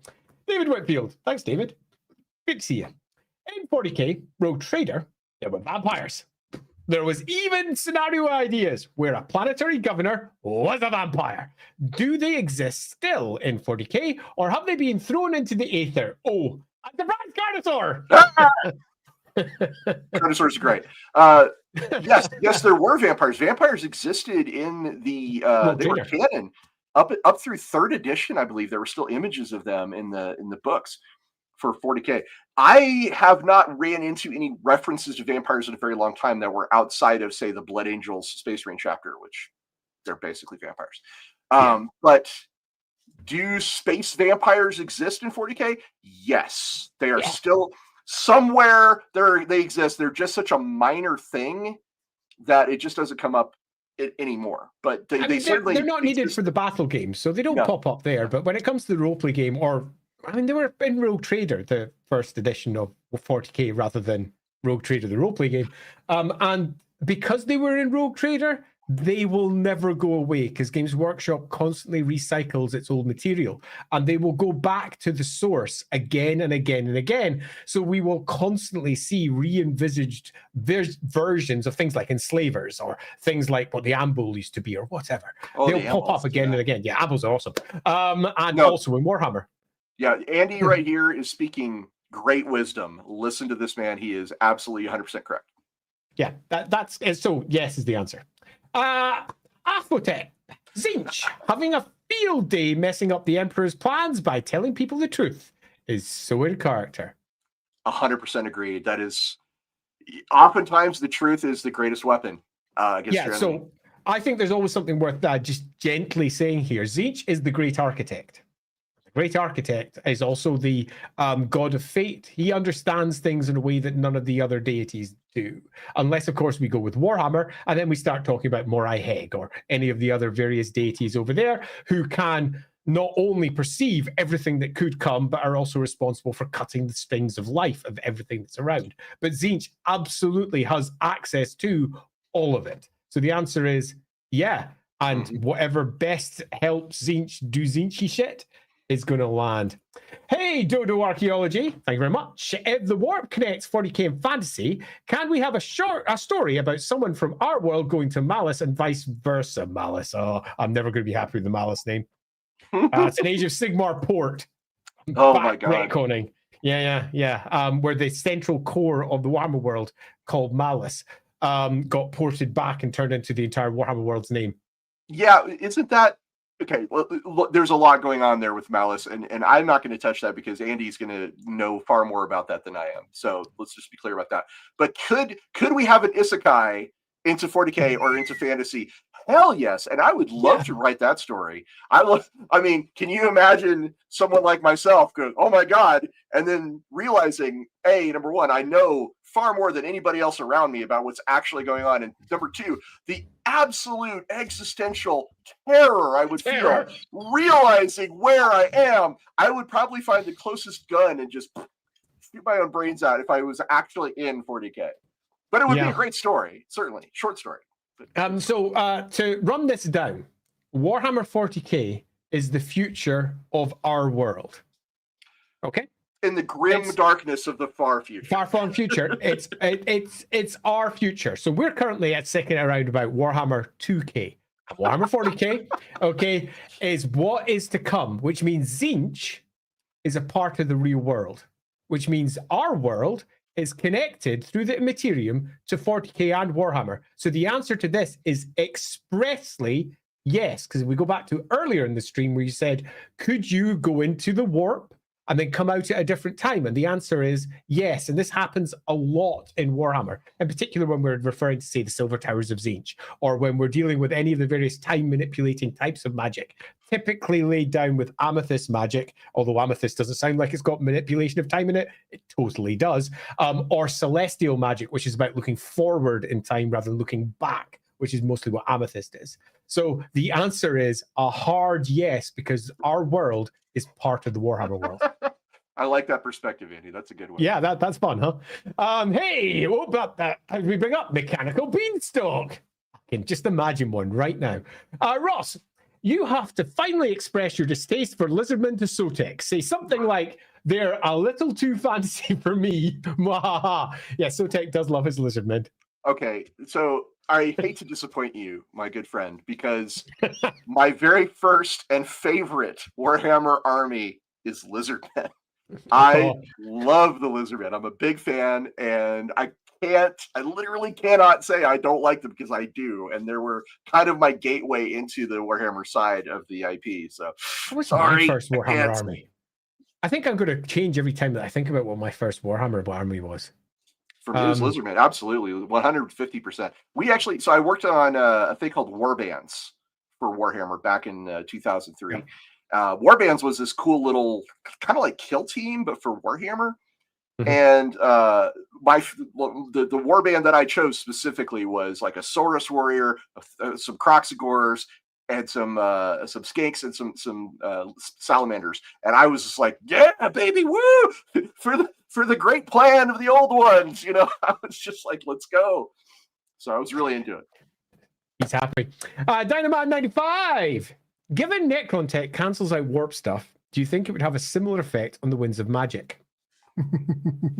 See, that's spicy, because the answer is we don't know, obviously, because Necron-Tech does its own thing in 40k and the Winds of Magic are in Warhammer, so it's all going to be supposition and guesswork. And in truth, the answer would be whatever the story requires at hand, and it would work that way in that story.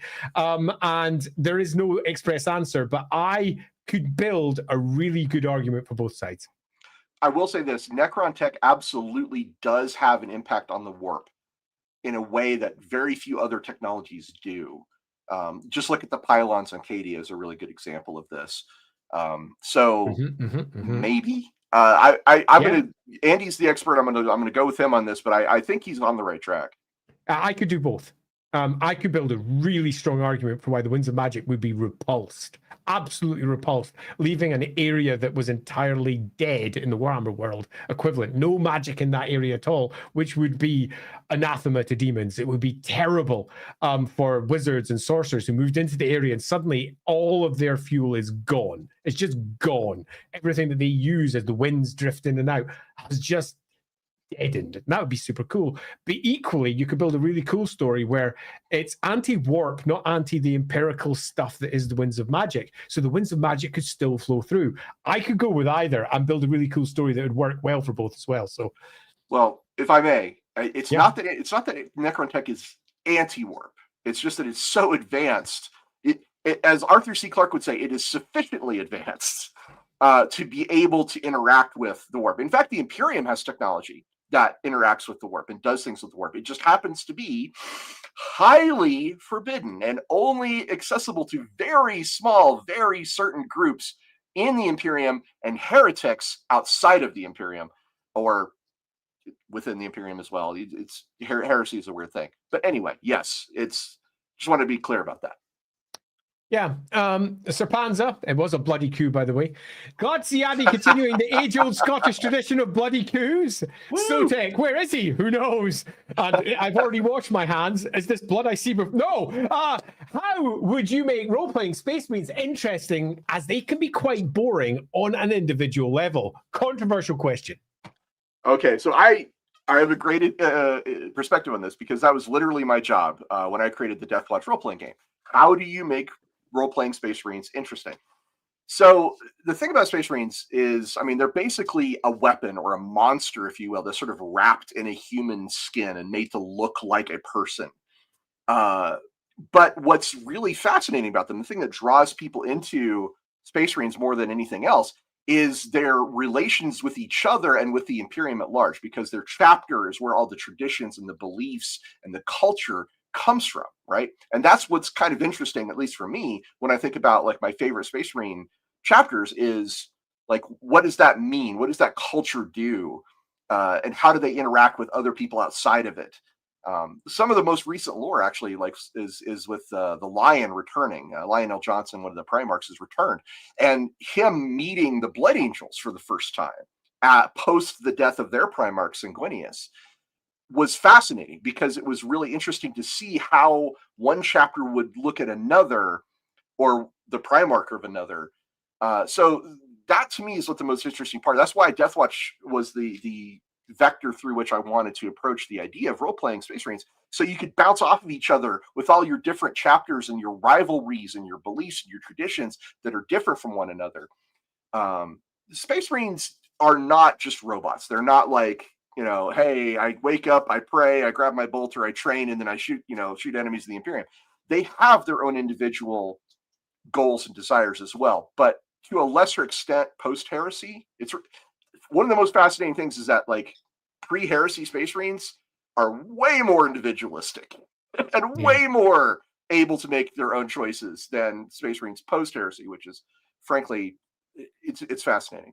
But anyway, yeah, that's the goal, I would say, is that Space Marines can be very interesting if you look at their place in the world and how the world reacts to them, how they react to the world. Because the Space Wolf will react very differently than a Dark Angel or a Black Templar ever would. So there you go. So that, for me, the only thing I'll add on to this one is that it's particularly a question that gets posed by older players of 40k. Because they remember back in second edition, really, where it got driven hard when Andy Chambers was writing a significant amount of the ground and foundational lore that was getting pushed in. And the Space Marines back then, the warrior monks that they were, many of them were exactly that. Quite boring. And it didn't feel like they would be at all something you could write interesting stories or books about. Games Workshop sold billions of Space Marines. So that changed. And they had to become something that they could write about. They had to become something that they could focus upon and give real character to. So Space Marines, over the course of the editions, massively changed. And we look at the very first fictional view when Ian, was it Ian Watson when he did Space Marine? Yes, it was. Ian Watson when he did Space Marine. And then you take a look through all the novels that have come afterwards and how much extra character has been given to the Space Marines. Their initial descriptions for their first chapter approved iterations, for example, for Rogue Trader, were basically thoughtless, chem-gelded, brought out whenever war was needed, war machines. Chanting prayers, perhaps, but many of them weren't even capable of doing that. They were nothing more than death merchants. That changed significantly. We could do a whole show on the evolution of 40K as an IP and like where it started and how it ended up, because I mean, let's just say that is a huge topic. I would love to get into it, but not today. It's not happening today. I mean, today we're just sort of answering questions and having a laugh with Realms of Chaos as a theme. So let's move on to that. But actually, Mr. Ross, says Garrett, what was your first experience with the Warhammer universe and how old were you? So I'm going to presume when you say Warhammer universe, you mean let's say both, fantasy like the hobby, and the hobby as a whole. Yeah. So I was about 13, I think, and I was sitting in my grandparents' living room, and I was opening up an issue of Dragon magazine because I was a huge D&D nerd. Loved D&D, loved it to an unhealthy extent, frankly. And I was reading Dragon magazine, and I turned the page, and there was this advertisement, full page advertisement. So half of it was about the Space Marines, and half of it was about Warhammer. And it was fascinating because the Warhammer side was it was actually an ad for the Goblobber, if you remember the old Goblobber, and it was how the dwarves would round up goblins and put them in their catapults and fire just a big old tangled group of goblins. And I was like, oh my god, that's kind of awesome, right? But above that, and this is kind of where my love of 40K started, was this little fiction blurb next to a picture of some Space Marines, and these are the old beaky, Space Marines, the very, very first Space Marines. And I was reading it, and it talks about how like they were waiting to ambush some orcs, and an orc spit over the side, and his saliva landed on the bolt gun, and the Space Marine's like, I will have to avenge this slight to my weapon. And I'm thinking to myself, that's rad. I don't know why, but that's rad as hell. So yeah, Dragon magazine and an advertisement for two that were there. It was a full page, but it was split in between the two things. That was my first exposure, and I was about 13 years old. 13. Avotep. Thank you very much. Everything else being worse than 40K is at least partially the Emperor's and the Imperium's fault. For sure. Definitely. For sure. And that's as it should be. The Imperium is not a good place, and the Emperor, he made some really rubbish choices. Okay, so the Games Workshop, specifically, has told me to my face that the Emperor is the greatest of everything, but he is also profoundly flawed. And that is true for all of his sons. That is true for everything he built. It is the greatest, but it is also profoundly flawed. And that's always the lens that I look at the Emperor through, is that he is beyond all of our capabilities, but at the same time, he is also beyond all of our mistakes. So many mistakes. Yeah. Hey, Crisps, thanks. Given the Realm of Chaos connects the two settings, how can demons in one setting conquer worlds but fail to conquer one in Warhammer Fantasy? What explains the disparity? So I can quickly answer this. One, they conquered it. They did. They conquered it. They won. Okay, you're wrong with your initial premise. Warhammer World blew up. Okay, it went bye-byes. And it took some time, about 10,000 years. Okay, but they did do it. So from Cataclysm through to End Times, it did go. But as we look at the story of Warhammer and into Age of Sigmar, we can clearly state that there's something different about the Warhammer world to the various other realms that have been conquered by chaos. There's something really special about the fated place that is the Warhammer world. And the old ones themselves appear to have planned what has occurred. And if we go into Age of Sigmar lore, it's quite clear that they intend to kill the Chaos Gods. That's ultimately what it boils down to. And the Warhammer world is at the heart of everything that involves. Now, what that means for individual versions of it as you're playing at home means nothing. It's just a nice overarching question we can look at. But the Warhammer world isn't like 40k, because the Warhammer world has its winds of magic. It has this weird thing where technology just doesn't port. And we've got all manner of demon engines, okay, that require demons to make them work, but actual tech seems to fall apart in a variety of ways. So yeah, it's an interesting place. Okay, so this is actually I saw this comment fly by and I wanted to bring it up, but you mentioned demon engines. There's going to be a question about them for sure coming up. I can see that. Excellent. Looking forward to that one coming. So after crisps, because I accidentally scrolled down there, I'm gonna have to scroll back up. Where was I? I have lost my place. There we are. Kubaj, Kubai. Oh, I've said it all wrong. Who cares? Yeah, that'll do. Thank you very much. Hi, Andy and Ross. Does Malice have a world spirit like Fenris? And if not, could you create one? Also, would Warhammer humans be compatible with Gene Seed? I can answer the second part. Yes. Let's go.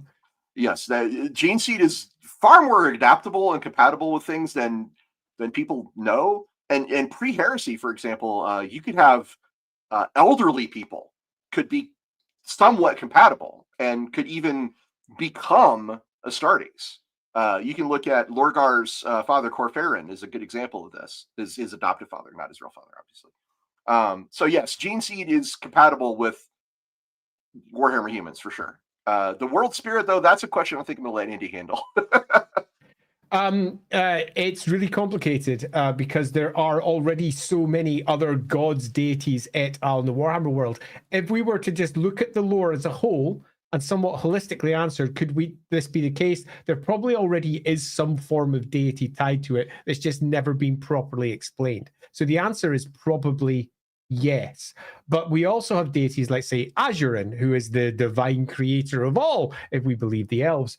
And the world itself is Azurin's creation. The world of Warhammer, as we know from the old ones, wasn't created in this fashion. So what does it all mean? And that ultimately is the answer. It's somewhere lying between the lines of the words, as yet to be properly depicted. But the answer is absolutely yes. It could be the case, and it probably is the case, but it wouldn't be anything that special because so much of the Warhammer world is caught up with spiritual energies and spiritual effigies. Every river in the Empire has got some god attached to it. The Athalloran is literally teeming with not just hundreds or thousands, but millions of spirits of various types. And they're all attached to the bigger spiritual whole. So the answer is kind of yeah. Yeah, Athalloran, home of Tree Hitler. Oh, we know a stream's going well when we've arrived at Hitler. No, specifically Durthu, Tree Hitler. Yeah, Durthu. Oh, we had a great stream about Durthu. He's great. Skylar Martin, selling 40k with Space Marines strikes me as not dissimilar to Disney selling Star Wars with Stormtroopers, Darth Vader. Just forget their villains. Yes. Unfortunately, yes. Yeah. But at least in Star Wars, they are the villains. And they are used as the villains, and they are always displayed as the bad guys. In 40k, they're not. I would throw some caveats in there. Obviously, the expanded universe and Star Wars. Anyway. Suffice to say, generally speaking, you are correct about that. But it's important to realize here this is kind of just a function of capitalism. Stormtroopers sell, Darth Vader sells, Space Marines sell. Therefore, they sell because they're cool. I have stuff I've bought. So yeah, it's just a thing, and it will continue to be a thing as long as they sell. So there you go. Yep, agree completely. Thanks, late stage capitalism, and what it brings us. Tacitly supporting fascism with our every purchase. Hey, Mikhail, I'll see. Almost certainly said your name wrong. Apologies. What are your opinions on some people who say there is zero connection in any way, shape, or form in reference to the setting of Warhammer and one presumes 40k? Well, if I may, I would say there is. I can certainly understand that viewpoint. Like there has been, since we've talked about this, for 22 years, there has been a concerted effort by Games Workshop to split them apart, to make them their own separate things. And so, yeah, if you are a fan that has come around since 2003, it's very likely that you are thinking that those things are completely separate and there is no connections between them. But the more you immerse yourself in the lore, the more you check out the miniatures and like the stories that are based around them, the more you come closer to the mountain, like where the gurus, Andy and I, have seated ourselves on top of piles of lore. The closer you reach that pinnacle, you will learn that these things are far more intimately connected than anyone knows. And again, we can do a whole show on it. Yeah, that's a show just wanting to happen, isn't it? And the answer is exactly what he just said. Dynaman, thanks very much again.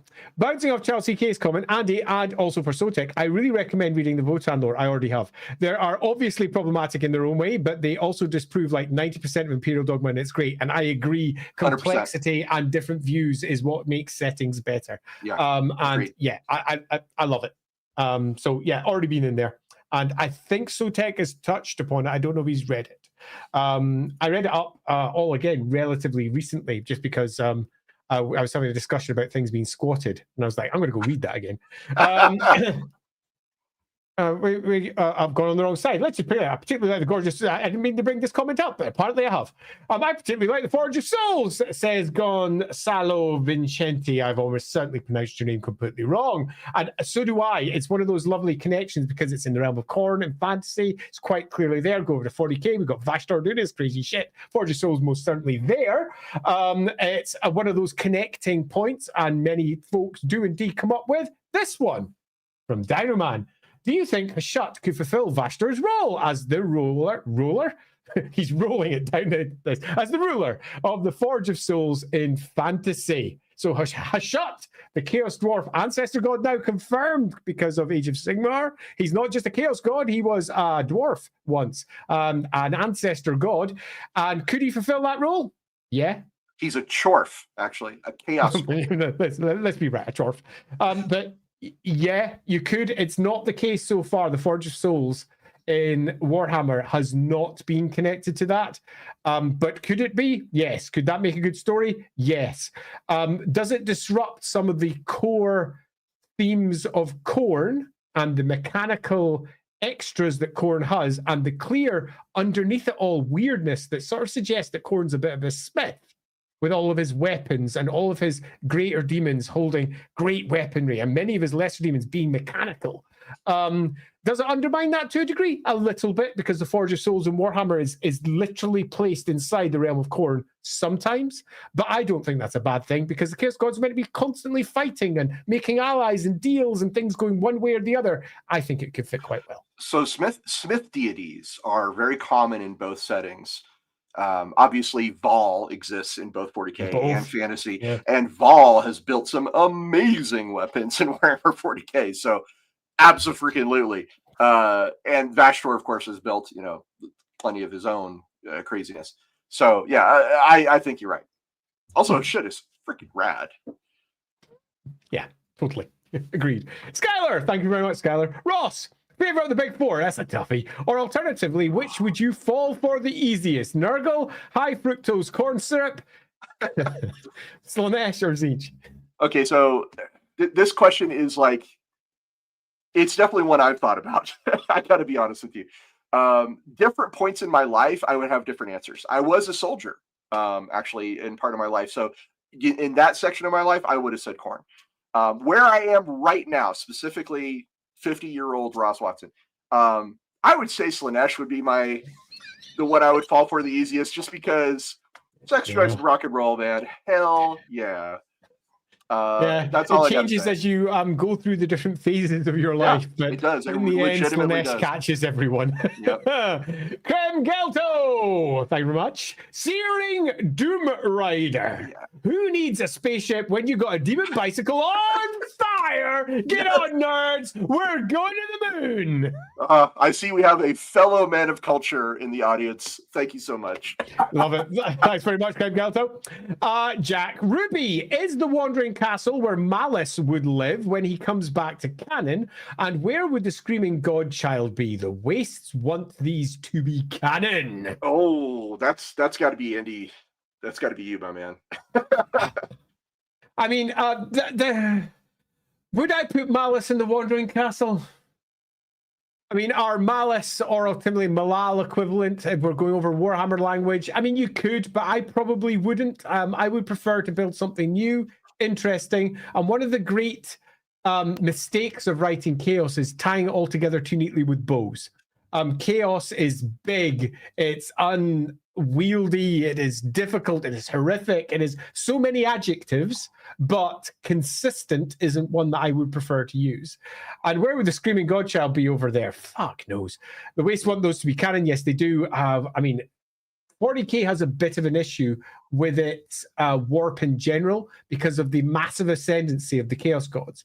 And anything that sort of exists there, you do have this bit of, well, why doesn't Khorne kill it, or Slaanesh eat it, or Nurgle, corrupt it? There's always a question there. Well, I liked what you said about them being much bigger than you imagine. That the chaos deities, especially in 40k, are, like I said, they're just beyond understanding. You can sort of dimly perceive at best their presence in the world. I heard Gimli, as in the dwarf. No, sorry, Gimli. Like just like I mean, to use a literary term, it's like through a glass darkly. Like we see chaos through a film, if you will, a filter that is just because we are human and we're unable to sense or even comprehend the vastness of the chaos gods. So anyway, thank you. That's all I really want to say. Coolly. Oh, Deadman, thank you again. Speaking of surprise Carnosaur, I think you could do a Lizardman equivalent in 40k. Basically, have them be another race the old ones made, who were the first rulers post-war in heaven. Then, say, 45 million years ago, not that long ago, but pretty far, Elder and Krork rebelled, the race flees, and has now returned as the true inheritors of the old ones. Well, Andy said it earlier. If it exists in Games Workshop, it will probably come around at some point. It's just like a question of, is there a good enough idea? Is there a need? Certainly. I love Lizardmen, as I've mentioned before. Would love to see them in 40k. I don't have that idea. I don't have that great concept of, this is how I would bring them in. So I'm just going to shrug my shoulders and say maybe. I mean, could you do it? Yes. Should you do it? I mean, 40k is so big, you can do almost anything with it. There is ultimately billions of planets that are unexplored and could contain almost anything. Ironically, the Jurassic Park quote, you were too busy thinking that you could, you didn't think about whether you should. Good. And that's perfect for Lizardmen. Perfect. It really is.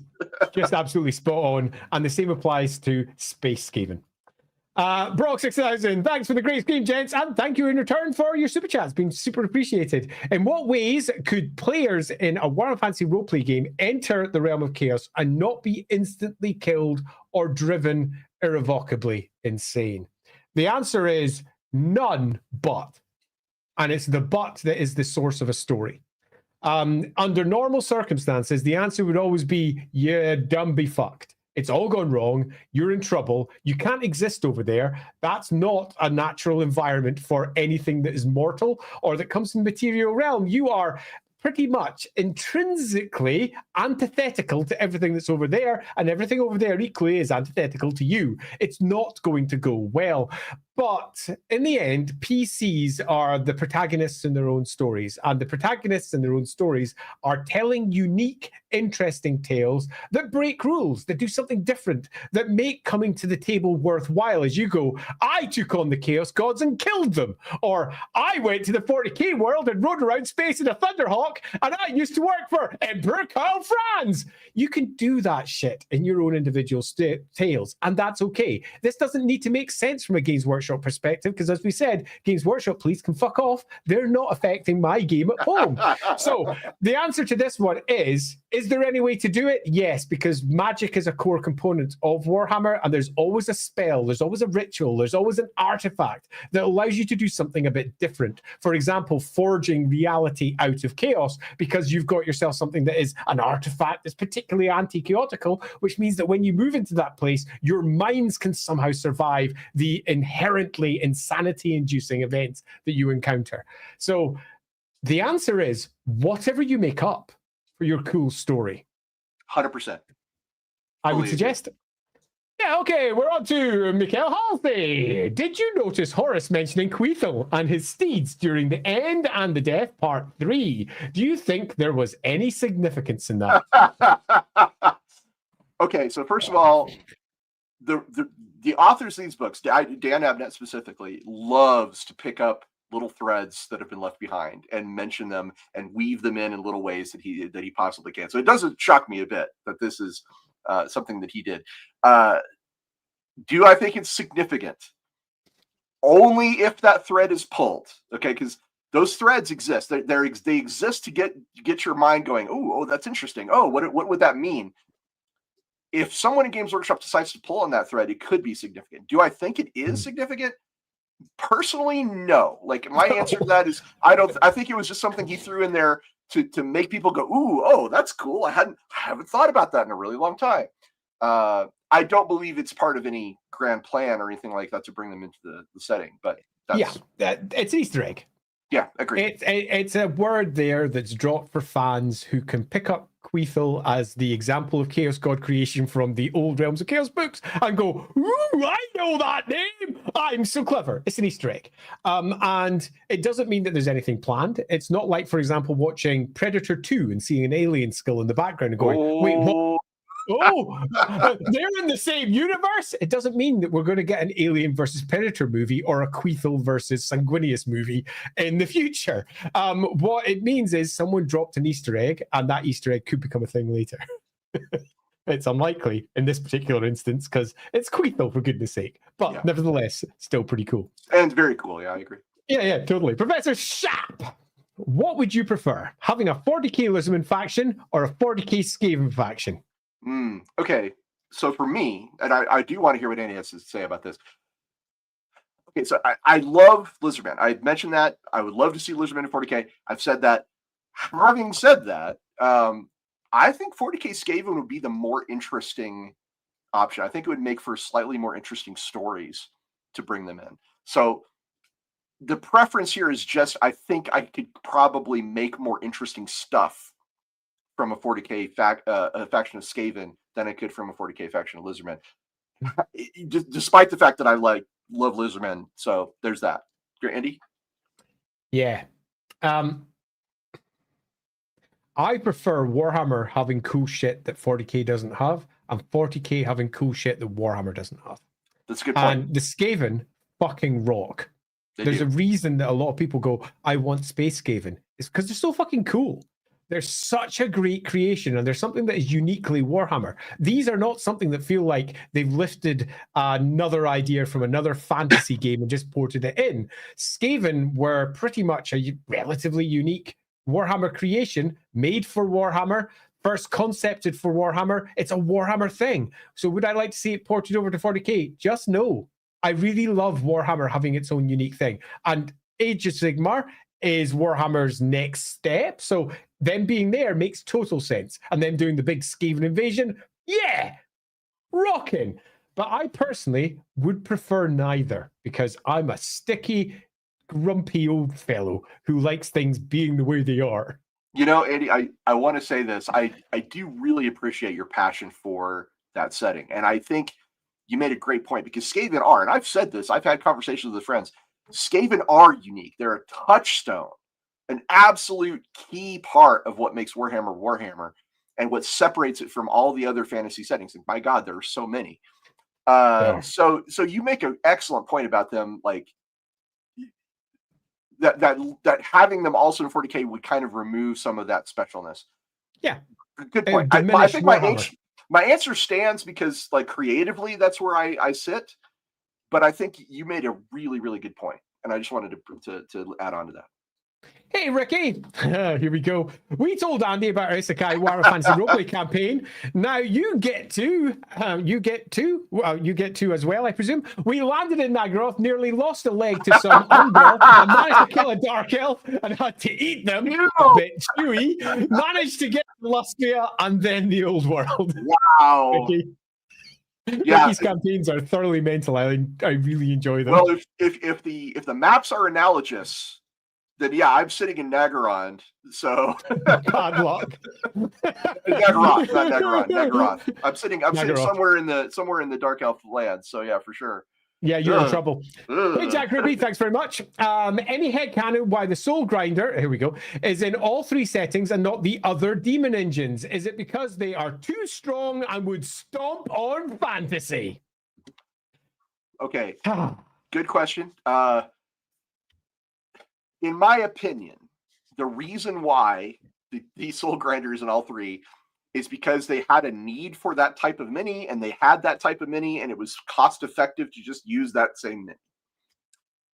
That's basically it, in my opinion. But I'd love to hear what Andy thinks about this. Yeah, so there was a decision made for Warhammer some time ago to take away 40k tech. Mm-hmm. It used to be a core component of Warhammer.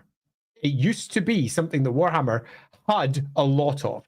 Khorne was known for wielding things like las cannons and auto guns and stuff from 40k. Khorne's advantage was that he had tech, and the demons reflected this all the way back in Realm of Chaos. However, as the settings developed, evolved, and became their own unique things, Khorne lost this. The great demon forge of Khorne instead turned to just warrior fanaticism, crazy over-the-top frenzies, and being good in close combat. Close combat won over tech, but it used to be tech because fantasy needed to have its own shtick. Whenever a new designer came along, they would go, what can I do to make this feel fantasy and not 40k? And that's really all this is. Anything that feels 40k, they kind of just pushed to the side and went, no, we want the Warhammer equivalent. And it's one of the reasons why tech has constantly been kicked in the nads whenever it comes to the Warhammer equivalent. They've just gone, yeah, look, we're not doing that. Why? Because it's too 40k.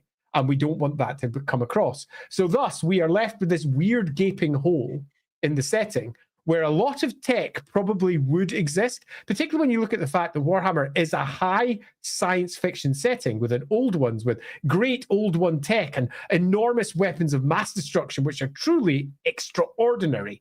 But that's a weird fantasy sci-fi tech, not 40k style tech or even the Demon Engine style tech. So, yeah. If I may jump out on this, yeah, I think from my own personal experience, I was working at Games Workshop when the Defiler, which is the original one of these, was introduced. The Defiler came out when I was working there, and it's very possible that this is just one of those artifacts of that time when the two settings were connected and were together, because that was the end of the Defiler came out at the very end of that connection period. It may just be a lingering echo of what used to be. Yeah. That's all I have to say about that. And I think that's fair. So the answer is, should they be there? Probably, but they're not. So for your hammer, come up with your reasons. My hammer, LAWhammer, I actually have answers for all of this, but that's not Games Workshop's version. That's my own personal ones that we're doing in our campaigns. So for your hammer, you can figure out what works best, but there is not a definitive answer there for why tech is so freaking weird in Warhammer. Hey, Dynaman, purely out of curiosity, the Emperor has been written inconsistently. Do you prefer the version where he has arguably noble goals, but his methodology ultimately made things worse, or the version where he was actually in the right and it was just due to chaos interfering that caused it to go wrong? Personally, I significantly prefer the first. Do I prefer, of the two options you've presented, I do prefer the first one. But again, to be clear, like the current lore is that he is a man with grand ideals, grand visions, and it's worth remembering that he thinks in terms of thousands of years, not a single year. So plans that he puts in motion that look to us like absolute horrible mistakes, maybe that means thousands of years will actually come to an end that he designed, that he wanted. I don't know. But he's profoundly flawed. It is a known and incontrovertible fact. The Emperor is profoundly flawed. So, yeah, I guess I prefer the first one for that reason. Yeah. I would say that we're all heroes in our own story. And I think that it is fine for the Emperor to be the hero in his own story and to think and to be absolutely certain that he is right in everything that he is doing. And that he from his perspective, can happily say if it wasn't for that pesky chaos, everything would have been right all along. But pesky chaos kept on coming along and ruining his fun. So that is totally fine with both interpretations of that. And I think both can stand. He can be the person that is the last half, but in fact, he is also the person in the first half. Good point. Yeah. Sir Panza, in my opinion, did the old ones predict the cataclysm is the same as did God predict the betrayal of Eden? Thoughts? Interesting one as we're straying into real world religion, which we generally don't go into. So I can answer this one with a certain amount of not authority. So, did God predict the betrayal in Eden? The answer is very clear in the Bible, and the answer is he did not. Because the original stories are very different to what came later. The original stories are pitched with a God that was part of a pantheon of gods, not the only God, and he was flawed in a variety of ways.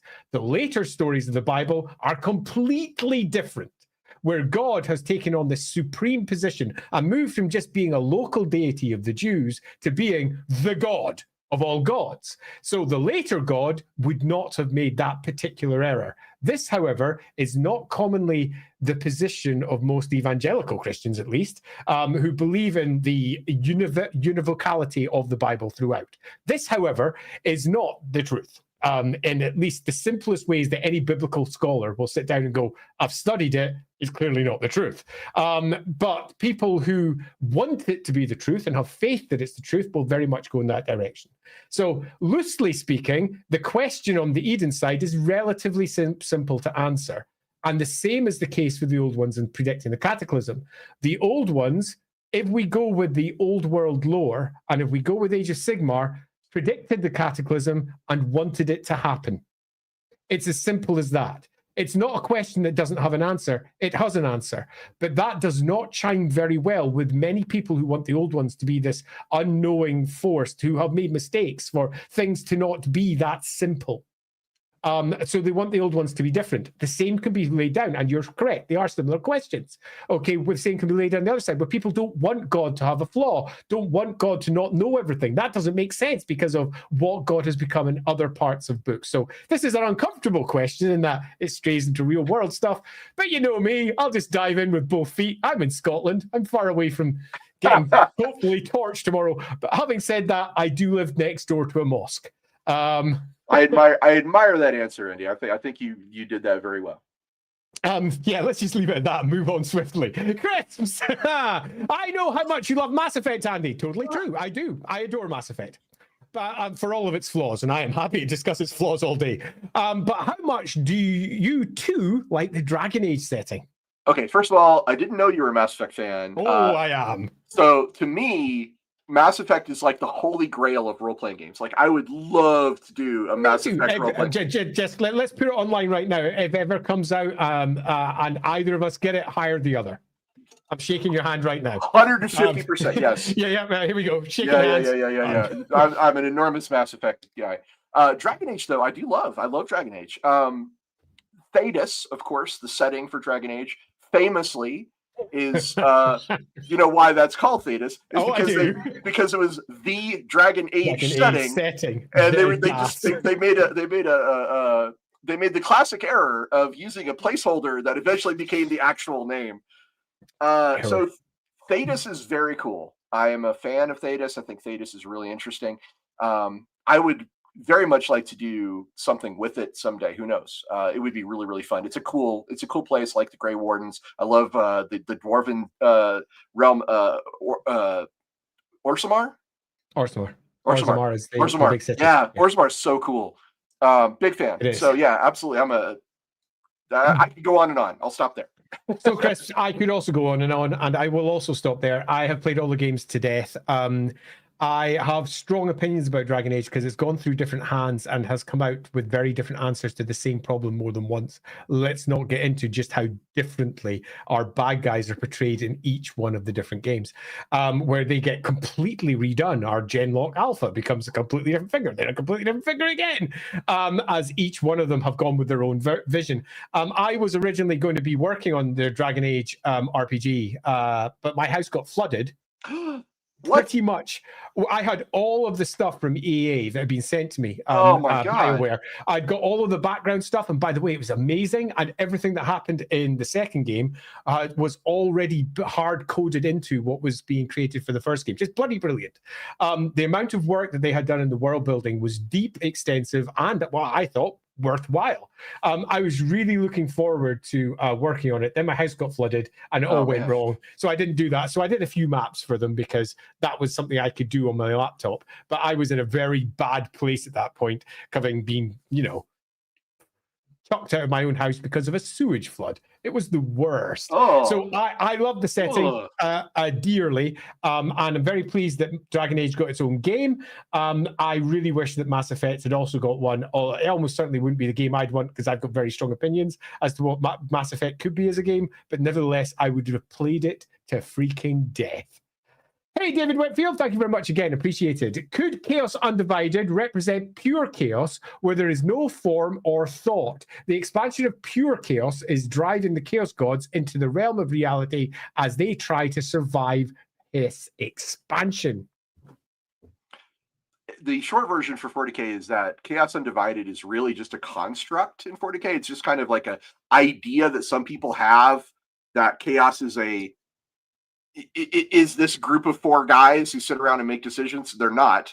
That is not how 40K works for Chaos Gods. So the Chaos Undivided in 40K would never be a thing because there's no force or will behind it. But that may be different. I would love to hear what Andy has to say in Warhammer. We've discussed Chaos Undivided a lot. In particular, David, if you remember when we were discussing it in the Chaos Gods stream, and we didn't include Chaos Undivided as one of the Chaos Gods, even though it is almost used like a god in some of the various books and background books, because it kind of isn't. It's basically just shit, we need a Chaos army. And we need someone to lead them, and it's not the Ever-Chosen. And how do we do that? He's got the mark of Chaos Undivided. That's it. Yeah, that's a thing. And it was a construct, actually, as was said there, often to facilitate army construction in particular, rather than representing anything that was really going on in the setting. So, in your question here, could it represent pure chaos? And that's something that I think has always been rather amusing, that the Chaos Gods of Warhammer aren't chaos, small c, at all. They are particularly fixed in their views. They are very formal, almost, in comparison to what pure small c chaos would be. Particularly if you compare with, say, how chaos is often represented in, say, the Murkokian side of things over to how they are represented in Games Workshop. But they're not really gods of chaos. They're gods of destruction or excess, really, who go far too far in what it is that they are individually focused upon. Because, as was neatly explained, they're not really things with minds. They are forces of nature. They're just much bigger than just simple anthropomorphized gods.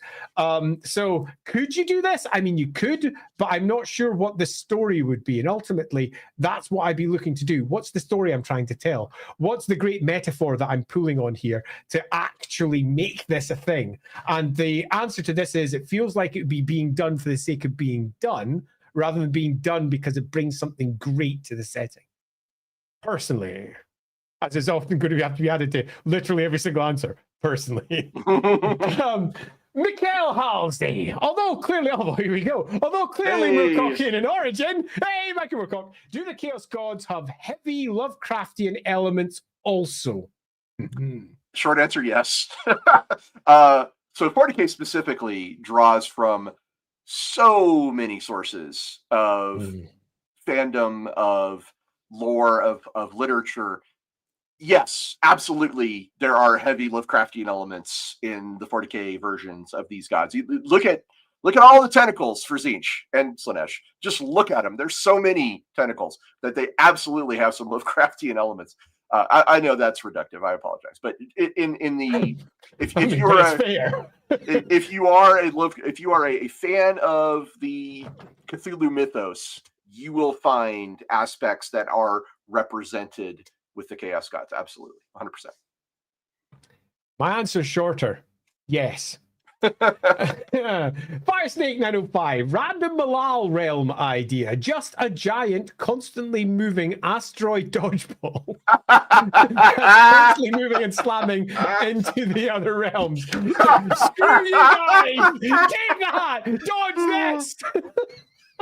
I can see that in my mind right now, actually. That's wild. That was an evocative image. Gigawins! If either of you were tasked with designing the 40k version of Wood Elves using the Elder Exodites as a starting point, which is the obvious starting point, because the Exodites basically are kind of the Wood Elves of 40k. They're not, but they kind of are. What would they look like? Okay, so you've touched on one of the most mysterious aspects of 40k. There are several things we could talk about and say, okay, I can say this with authority. I know all about it and all about this and all about that. Exodites are one of those things that Games Workshop has only very lightly touched on in just a few.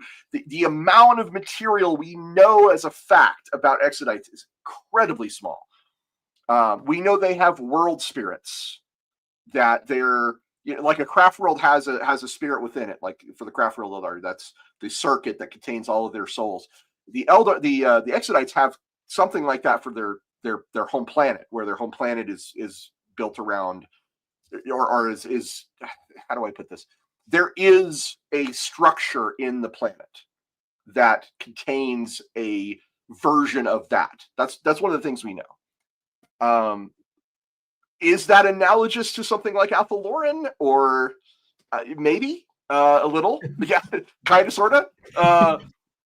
What would they look? I mean, specifically, what would they look like? That, I mean, honestly, I couldn't even begin to tell you what they look like beyond some, like, maybe some Jess Goodwin sketches or some John Blanche, scribbles that kind of sort of resemble an elf. There's an idea out there of what an Exodite looks like. We know they like to use lances and they ride upon dragons, which may or may not be dinosaurs. Beyond that, I mean, the possibilities are endless. This is one of those things where I could sit here and wish list and dream all kinds of things that I would see in Exodites of the Eldar, and I'm sure a lot of what Andy knows about the gods of the Aesir, for example, would probably be relevant. There's probably some version of Alariel. I don't know. Like, it's fascinating and certainly worth an entire show probably talking about it, but that's the best I can do right now. Andy? Yeah, so Exodites. They kind of are the Wood Elves of the 40k universe. I mean, kind of, but it's a real strong kind of. They are the ones on the outside of the whole, doing their own thing, attached to spirits. And the more that you use generalized terms along those lines, you could definitely go, oh, wait a minute, yeah, I see where you're coming from. In some respects, you can almost see the origin of it when someone went, so what are Wood Elves in 40k? Right, okay, cool. Okay, let's do some Exodite Knights and let's do some, particularly when we look back at their origins back in the old Space Marine game when they were doing some of the bits for Epic. And loosely, I would want Jez Goodwin, who I believe has recently retired from Games Workshop, which sort of makes me sad. I guess because the impact of Jess's art is in particular his concepts for miniatures. He concepted the Space Marines, the Eldar, the Skaven. He did so much that to me is just everything. I would want him. Yeah. Visual definition is just his view of what are effectively some sort of native version of the Eldar who are still living in a way that is to them pre-cataclysmic Slanesh horror values that reject much of what the Eldar have become near the end before the fall. And I would be looking for 10,000 years, which in Eldar terms is not much, but 10,000 years worth of development post then. So I would be looking for perhaps an Eldar design that was speaking to something older amongst the Eldar, speaking to something that's very much not the craft world and sealing themselves away from everything that they once were, but in some respects rejecting that Eldar have to be what the craft worlds have become. And in some respects, that's kind of what the Wood Elves are doing as well when they're staying in contact with nature. They're staying in contact with the spirits, and they become something different. And I think that's ultimately what I'd be looking to bring forward. What's the something different? And the something different is to protect themselves from Slanesh, from She Who Thirsts, to protect themselves from the fall. They have tied themselves more closely to the world spirits. And that has changed them. And I'd want that reflected in their design. What does that change mean? Is it something that is present upon them physically? And the answer is yes, because in the end, we want cool minis that look different. Okay, so something that does that and makes you go, holy shit, yeah, I see what that is. And that's what Jez's job would be. Here's some loose ideas, turn it into something cool. Andy, what you just said was beautiful. I mean, that was literally beautiful, and I loved it. 100%. Just my tie here. And I think you're beautiful too, Ross. Because apparently you're my American twin, so you must be. Mikhail Halsey, thank you very much again. How do we make a distinction of the Chaos Gods being unknowable, but also understanding how to worship them, ascend into Demon Prince, or gain gifts and boons from them? Ooh. So in 40K,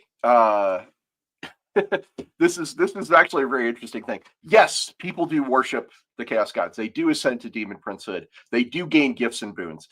But the way it works in 40K is a lot like a drug addiction. You can imagine the rush you get from a drug. Like, I don't know, let's just say heroin, for example. I've never taken heroin, but I'm gonna use it as the example. If you were a user of heroin and you were like, man, this thing gives me a hell of a high, I'm just going to keep doing it. That's kind of like worship. And on top of that, at some point, you don't know when, but at some point that is going to change you. Like the using of the drug is going to change you. You're going to become a different person. Your priorities are going to shift. Your values are going to shift because of that addiction to what you're getting from the drug.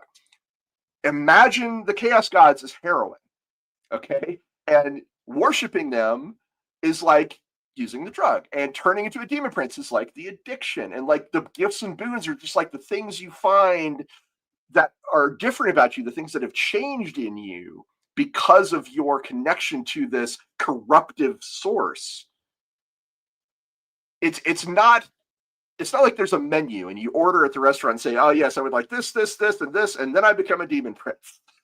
There's no checklist to follow. There's no there is the idea of the path of glory, which I think is also that's a Warhammer thing that is connective to the. There's the idea of the path of glory that eventually I will ascend to demonhood if I am sufficiently worshipful. But that's in 40K. That's a lie. That is completely untrue. It is not. It is not guaranteed. It is never guaranteed. Yeah. Chaos is a corruptive force. It infects you. It changes you. It alters your values and your perceptions. So, yes, the Chaos Gods in 40K are very much unknowable.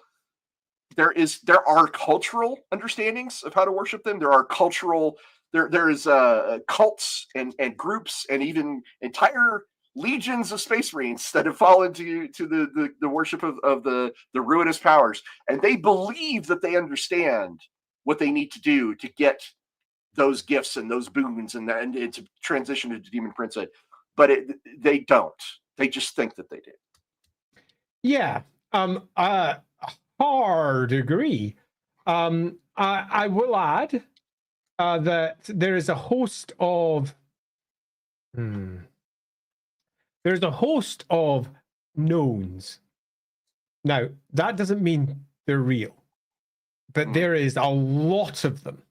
And they are, in many respects, reinforced by the whispering voices from beyond, who are all whispering, let's be honest, whatever it's required to get whatever it is that they want, and even that is unknowable. The demons who are whispering away saying, do this and you'll be rewarded, do that and you'll be rewarded, a lot of that's just lies, falsehood to get whatever they want. But a lot of it, because they're demons, are entirely through the lens of they are incapable of doing anything else. They are almost forces of nature themselves. They want that huge bloodlust, so they're trying to fuel that direction. They don't care what the mortals think or how they worship or do anything else. They just want the bloodshed to occur, for change to happen, for disease to spread.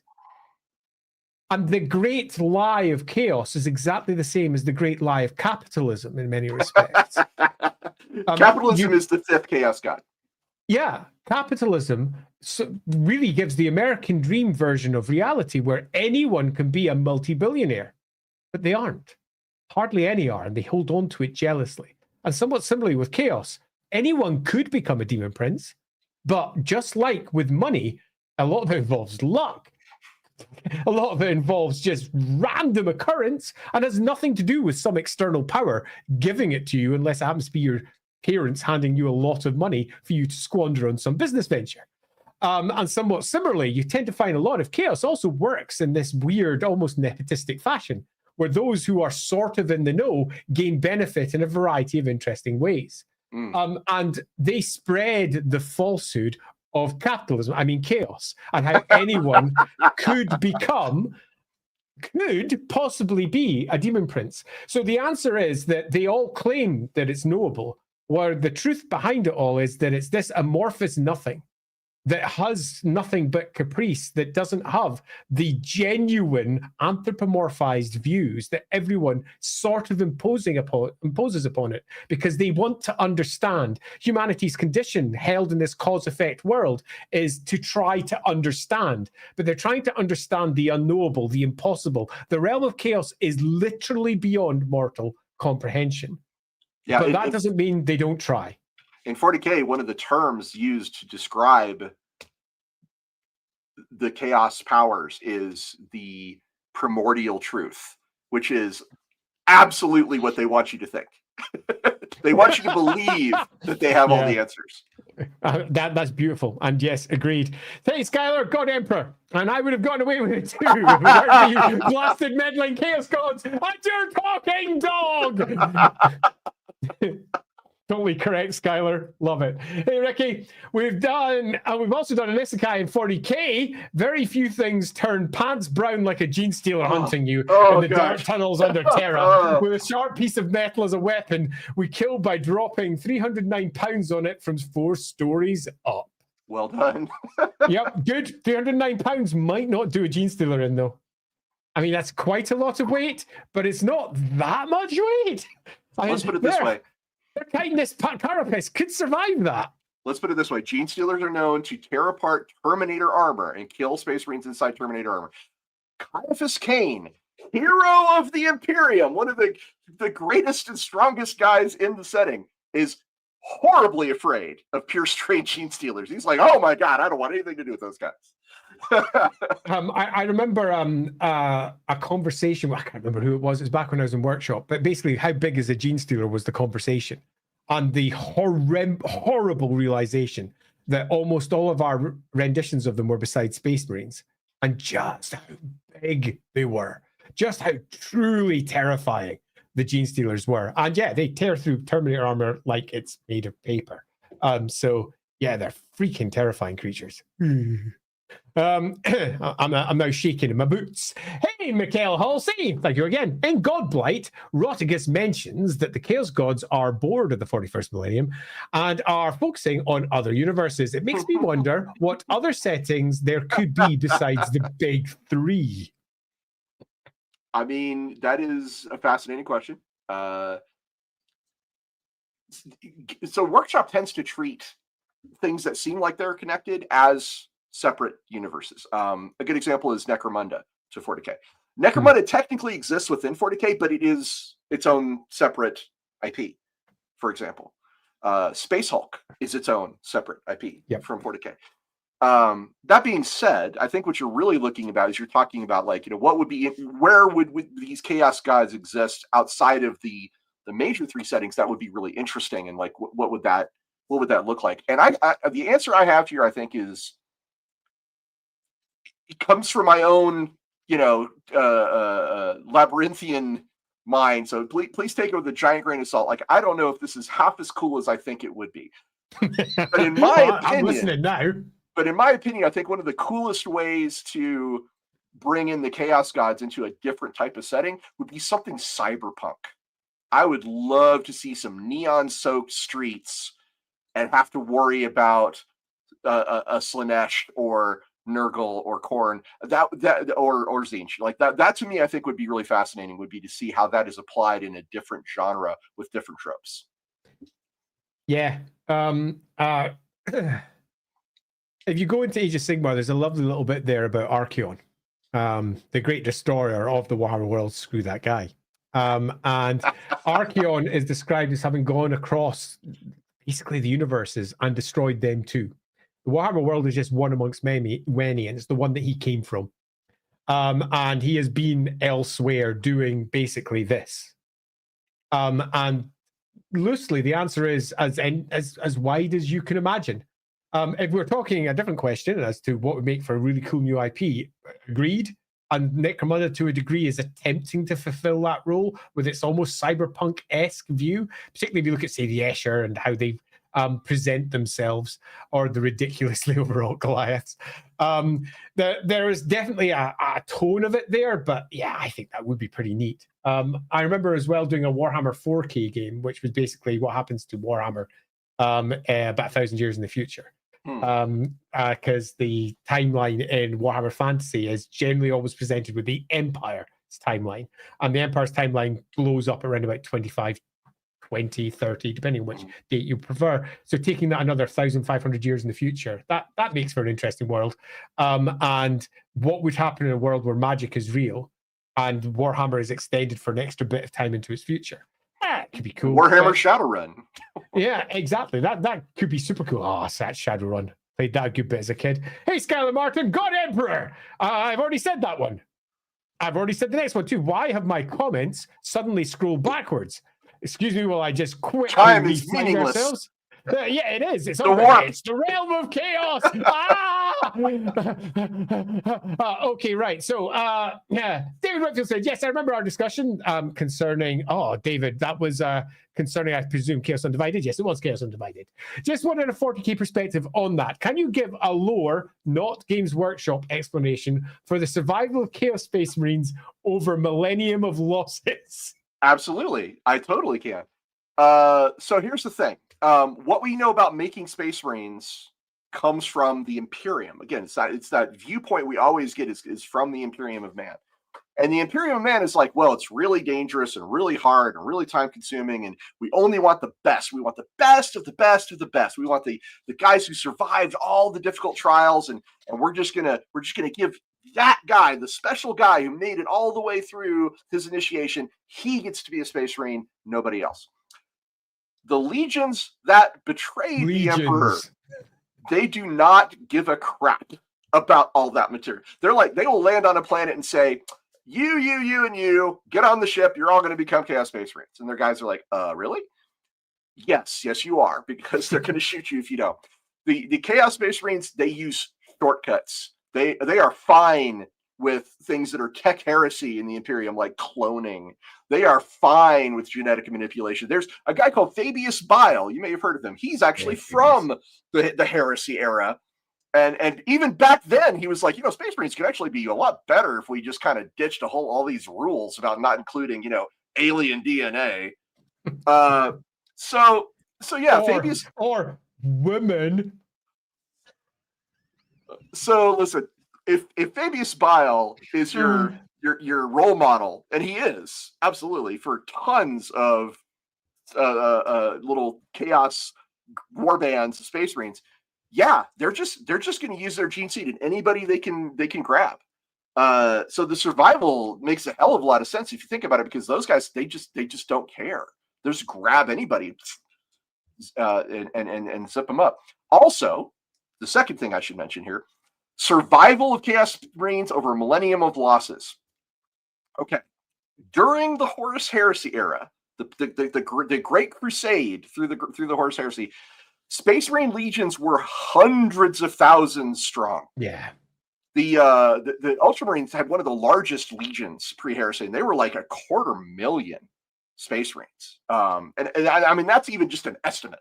That's not, we don't even know, right? So if you had hundreds of thousands of Space Marines, let's just say that, you know, the Black Legion, which is what became of a lot of the Traitor Legions after the Scouring, those guys, if you assume that there's 200,000 of them, which there certainly could be because they come from multiple legions, and the Sons of Horus weren't a small legion either, then yeah, they can suffer losses and still be around. They can suffer losses that would destroy entire chapters of Space Marines and still be around. Not to mention all the replacements and things that they get over time. And lastly, remember, the warp makes time weird. So what may seem like a millennium of losses to us, maybe the Black Legion has only been fighting, you know, from their perspective for like, you know, a couple centuries. There's a lot of possible reasons why the Chaos Legions remain a threat and remain large, even after they've lost and lost and lost and lost. But sometimes they win. So there you go. Yeah, that's basically my answer too. Yeah, legions. They are not chapters. They're enormous. And they don't obey the rules. They've got their own rules. Having said that, they've got their own cultures and multiple cultures at that, because they've got lots of different foundation points now. Individuals who have led off their own versions. You can make almost any story with the Chaos Space Marines these days. So yeah, I don't think this is a particularly large problem that's difficult to get over. Hey, Ricky Chapman, thank you again. We interpreted the Chaos Gods being born in each setting is them finally showing up like friends, heading to a game store and playing a game. Khorne shows up first to get the game set up, then Nurgle, Tzeentch, and then Slaanesh. That's great. I love it. Yeah, that amuses me deeply. Although if we go with the most recent iterations of the Demons of Chaos book, it would be Tzeentch second and Nurgle third. Although Nurgle often waxes in power, significantly more powerful than any of the other Chaos Gods when disease is particularly rife in the mortal realms. I would love to see someone do like a webcomic of the Chaos Gods sitting down playing their games, and it's just like a board game. You know, it's literally like, okay, I'm gonna put my meeple in the Empire. You know? Did you ever play Chaos in the Old World? I play tested Chaos in the Old World. Well, there you go. My name's in the rule book, sir. Yeah, I like to hear Chaos in the Old World is basically that. Mornington Crescent. One thing I find telling is that every Primarch who fell to Chaos became a Demon Prince, save Horus, who died. Was it that they were strong enough to contain the power of the warp, or something more, bar the this is coolest side? Okay, so to be clear, Horus kind of did become a Demon Prince. Horus Ascended is the term we use for him when he's flushed with the power of Chaos, when he's fighting the Emperor on board the Vengeful Spirit near the end there. He was, you know, easily at least as strong, if not stronger. So why do the Traitor Primarchs become Demon Princes? So first of all, it's not fully confirmed that all of them have become Demon Princes, but we have seen several of them for sure. And for Perturabo's case, I mean, he really definitely did not want that, but that's kind of just, you know, price to doing business. So was it that they were strong enough to contain the power of the warp, or something more? It's actually kind of both. So first of all, Primarchs are demigods. They are insanely strong, tough, powerful. Fulgrim could destroy an avatar of Cain single-handedly. These guys were serious business. They were demigods. If you're talking about power scales, Primarchs are sitting very close to the very top. But something more is also true. The Primarchs were not just creations of science. The Primarchs and the Primarch Project involved the Emperor channeling, stealing power from the Chaos Gods, is the way from their perspective, he was stealing their power. But it definitely comes from and through the warp, which connects, like the subject of our show, connects everything, including all of the Chaos Gods. So the fact that they were built, the Primarchs were actually born from a combination of science and the warp.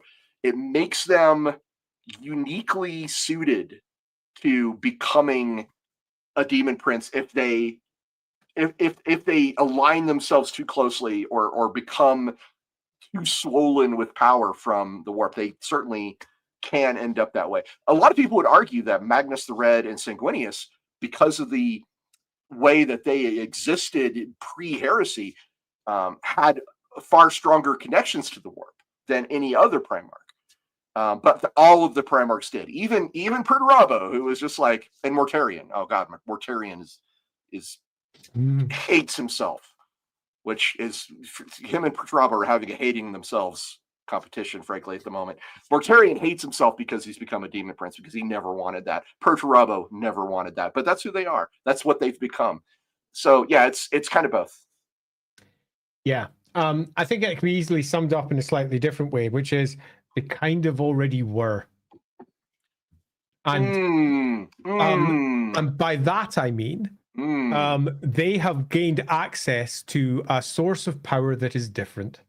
And they could be argued, and I've seen this argument, that they rubbish the idea that the Chaos Gods don't have selective power.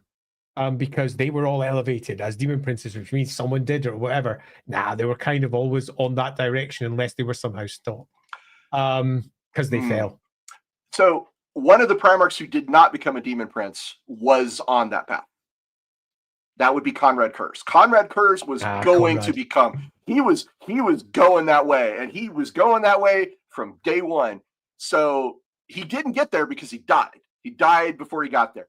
But yeah, certainly some of the Primarchs were on that trajectory. I think that's definitely sure. I like where you're coming from, where you say they already were, because like already were. It's kind of where they're gonna go, even if they don't want to. There's something there. There's definitely something there, and I think it's fair to say that a Primarch as a being exists in sort of that liminal space between the real world and the Empyrean. To an extent, some of them do not. Like, for example, Corax. Corvus Corax had this weird ability to make himself essentially invisible. Like he would just stealth. That's supernatural stealth. That is not like a super skill. It's not like he's Batman. He could just do that. Conrad Kurz could see the future. These guys all had weird supernatural abilities that are part and parcel of who they are. So to a degree, when you say they already were, yeah, sort of. But there are some Primarchs who would have never, like some were already going that way, and there were some who were going the other way. Sanguinius, for everything we know about him, abhorred the idea. There's a point, I forget the name of the battle, but it's where the demons first appeared in the Horus Heresy era, and they tried to recruit him. They were like, "Hey, you Sanguinius, you're already not quite a person. You have wings. Yeah, you're definitely not a normal guy. You should join us." And Sanguinius was like, "Hell no! Not only no, hell no." And I oppose everything you stand for. So there were some Primarchs who were definitely going the other direction, and that's all I wanted to point out. But really, really good. I like what you had to say there. I love mixing it up a little bit. Hey, I missed one. No, I didn't. Fire Snake 905. Ricky's Gene Stealer comment, and an addendum to that. A hive tyrant survived several buildings being dropped on it and falling into a chasm and then walked it off. Yeah, hive tyrants, though. They're not quite the same as a pure strain gene stealer, but yeah. Orders of magnitude stronger. yeah. Quite a bit there. Sorcerer's Friend, what is one niche alien species that you wish got more focus, maybe even an army in 40k? We kind of answered this before, but let's go for maybe that you'd like to see an entire army for. Slightly different route. An entire army. Actually, okay, so they're kind of already on their way, but the Kroot, as part of the Tau, they have several different types of Kroot, and they eat other creatures and incorporate that stuff into their DNA. So you could have a full army of nothing but Kroot that are representative of the things that they've devoured as their lives go on, and the next generation is born with those traits. They have their own ships, the Kroot spheres, that are piloted by a Kroot hawk, which we know very little about, which I would love to know more about.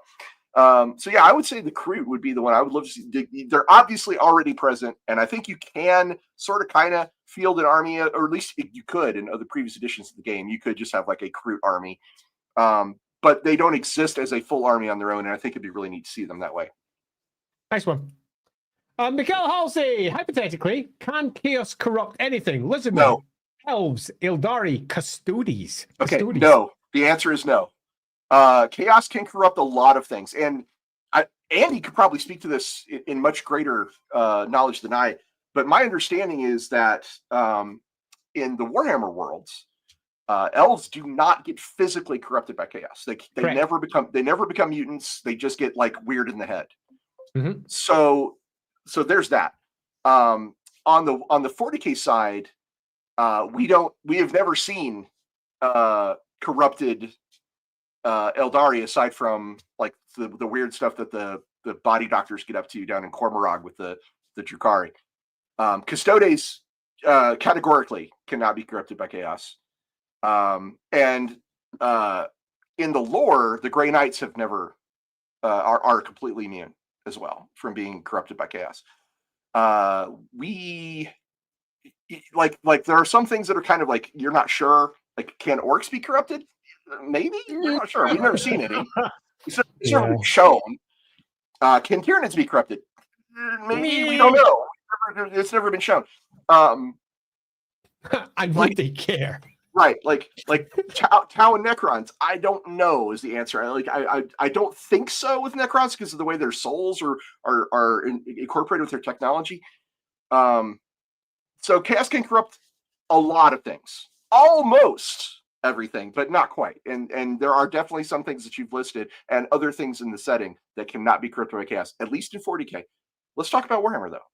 Okay, so in Warhammer, the answer is twofold, because the word corrupt can be more than one thing. So on one side is mutate, as in you've been exposed to the powers of chaos and you become something different. And then on the other side, you have fall, as in you become chaos corrupted to the point that you fall to chaos and you no longer have your views that you had before. And when it comes to mutate, the answer for this one is pretty simple. There's lots of things that chaos finds very difficult to change. The elves are a perfect example of that. Elves, by the most modern contrivance of the lore, never mutate. Dakala be damned. Dakala, for those of you who don't know, is a mutant elf. Let's not think about it too much. She comes from a previous edition and Total War ported her in. But there could be good reasons for that, because I can give you another mutant elf. You ready? Ariel. Now, she's mutant for a different reason, but she's a mutant. She is not an elf anymore. Okay, Orion. There are lots of examples in the lore of elves who have become something different. So Dakala doesn't need to be what we understand as mutant. And indeed, when it comes to elves, they appear to have a very clean set of rules, which is they don't fall to chaos unless they choose to. They don't corrupt, but some of them do fall. We have the Anointed of Slaanesh, for example, who are Slaanesh worshipping elves, and none of them are mutants, but they are different. And the differences that they have are almost purely self-made, like they self-actualize themselves into their current form, nothing to do with chaos changing them.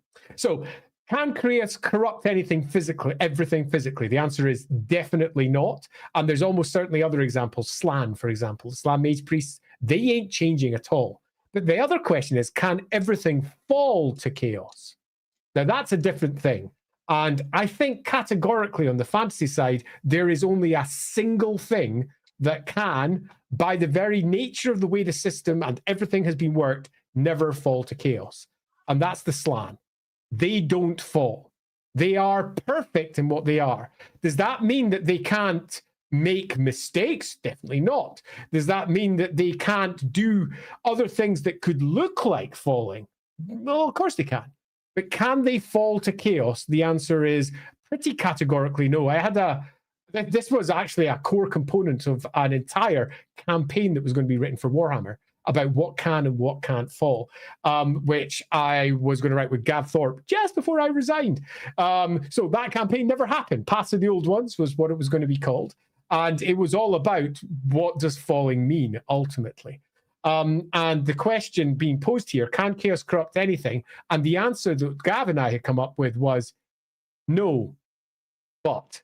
And also, yes, but. And it was because it's a story, and you're telling the story of the instance that shows that all rules, when chaos impact them, can be broken. And that's half the fun of these things. Actually thinking back to what you said about the Primarchs and the Demon Prince stuff, it's quite possible that the Custodes are already corrupted by a warp entity, that being the Emperor. And therefore, that's the juicy stuff I love. Right? Yeah. So if you look at it from a non-Imperium perspective, the Custodes are clearly not human. They are clearly changed. They're different. And they are changed in a way because of their relationship. It's not just science, remember. Custodes are the realm of chaos. Right. The warp is definitely like in terms of Primarchs and Custodes, like that, they're far closer to it than a typical Space Marine, and certainly closer to it than a person. So it's if you want to look at it from that perspective, the Custodes have been changed.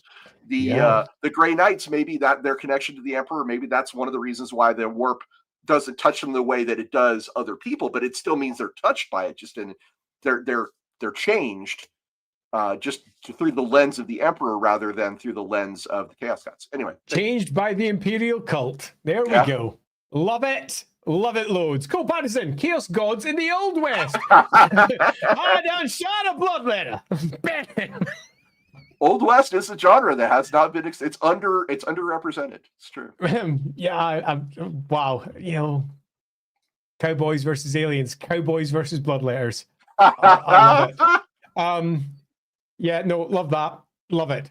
Watchdog 3079. What are your thoughts on Nurgle's imprisonment of Isha and how it possibly could be resolved? So this is here's a question, like legitimately, I'm not aware of this in Warhammer. Is that a thing in the Warhammer side? It depends who you talk to. It's one of those classic port overs. The Elder Gods were ported from Warhammer into 40k, and they built a whole bunch of stories in 40k, many of which got ported straight back into Warhammer again. And there was this weird cross-contamination going on where all of the stories by the writers were sort of assumed to be true, and they would often just drop them in as little small hints here or there, as in, oh yeah, these 40k stories, they're also happening in Warhammer. So the answer to this one is it depends on who's doing the writing. And I have had, how can I best phrase this without calling people out? I have had a very in-depth conversation with people who had very different views on this in Games Workshop, where on one side they were saying the 40k stories are for 40k only, and the other side they're saying no, they are universal constants throughout the realm of chaos. Effectively, the stories of the gods are universal, and the wipeout of the gods in 40k hasn't happened in Warhammer. That's the only difference. But all the myths are still there, and Isha being trapped by Nurgle should be a thing. And on the other side, from pretty much two people who were both in charge of saying yes or no to it, was the exact opposite. No, this isn't the case. And then there's me sitting on the outside going, right, so what do I do? And as was often the case, because you can use in-character voices and you don't need to use the God voice where it says this is the case, you can have your cake and eat it, where you can say, oh, there's myths for all of this without necessarily saying, and it's true. Warhammer, as the battle game, tended, particularly when we move into the end times, tended to very much categorically state, this god's doing this over here, and having a laugh, and this god's doing this, woohoo, this god's died, oh no! Where when you're dealing with individuals in the setting, they can have any individual story as to what they believe, but it doesn't mean it's true, which is ultimately the best answer for this. What are the best ways to resolve it? Have it be a story in the setting. Is it true or not? Does it actually matter if everyone believes it? So I think it's a lovely story element. It certainly drives a lot of interest. And here's the thing that's great about 40K is that a lot of times there'll be a story element that people will latch onto and say, oh, that's really interesting. I want to know more. And then as time goes on, people will dig into that either in the novels or in the story of the rule books. A good example of this, back in 2018, we had Robute Guilliman woke up. He got healed by the intervention of the Saint Celestine and the Ivrain and all that, and that was amazing because to me, someone who came into the hobby 18 years before that, 19 years before that, it had been true for almost 2 decades that Guilliman was in a stasis field. He was never coming out, and they changed that.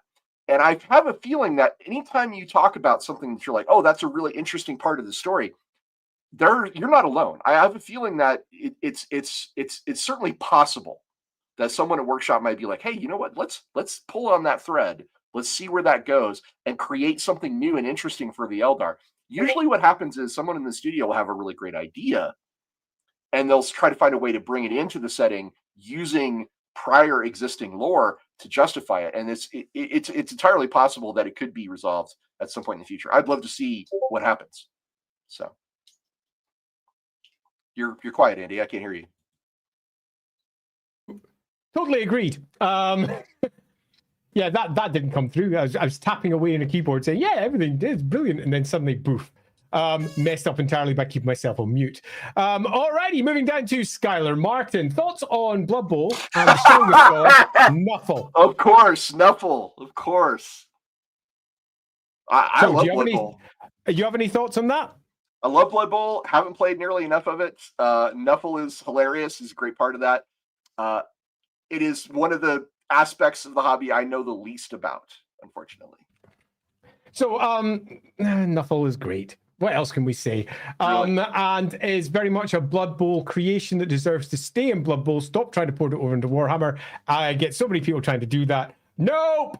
If you want to play a big sports game over in the Warhammer world, you've got Midden Ball. It isn't Blood Bowl, but I created a full set of Midden Ball rules using a Blood Bowl pitch with Blood Bowl field stuff. It was super fun. So there's already a game that you can do that's over in Warhammer, but you're not going to have orcs facing off against humans. I mean, that's not really how Warhammer typically works. Right, so where are we now? Prince Teclis. Lorebeards is too captivating. That's our job. Was listening to one with family while painting minis. He was so engrossed in listening, watching him take a drink out of the glass. We were cleaning our brushes. No! I'm so sorry. I am so many times I've been sitting with a drink of some sort, painting miniatures, and picked up the wrong cup. It is a perennial issue for us painters. It kind of happens. We can't help ourselves. It's just the way that it is. But I'm rather amused that it happened to somebody else. And I'm glad that you were distracted by us instead of something. Can't go wrong with that. Hey, Ricky Chapman, we should specify the weight hit Gene Stealer on head, breaking its spine, and then we shift it 47 times. That'll do it. Yeah. Take that, Mikael Halsey for 40k. Would you say the Grey Knight meeting Slanesh in their palace, or the Custodes being overwhelmed by Horus power and attacking the Emperor are different from outright chaos corruption? Absolutely. So chaos is a force that can create illusions. It can change your perspective. It can change your perceptions. If the Custodes attack the Emperor because Horus desired it, yes, that is something that could happen. Does that mean that they are corrupted by chaos?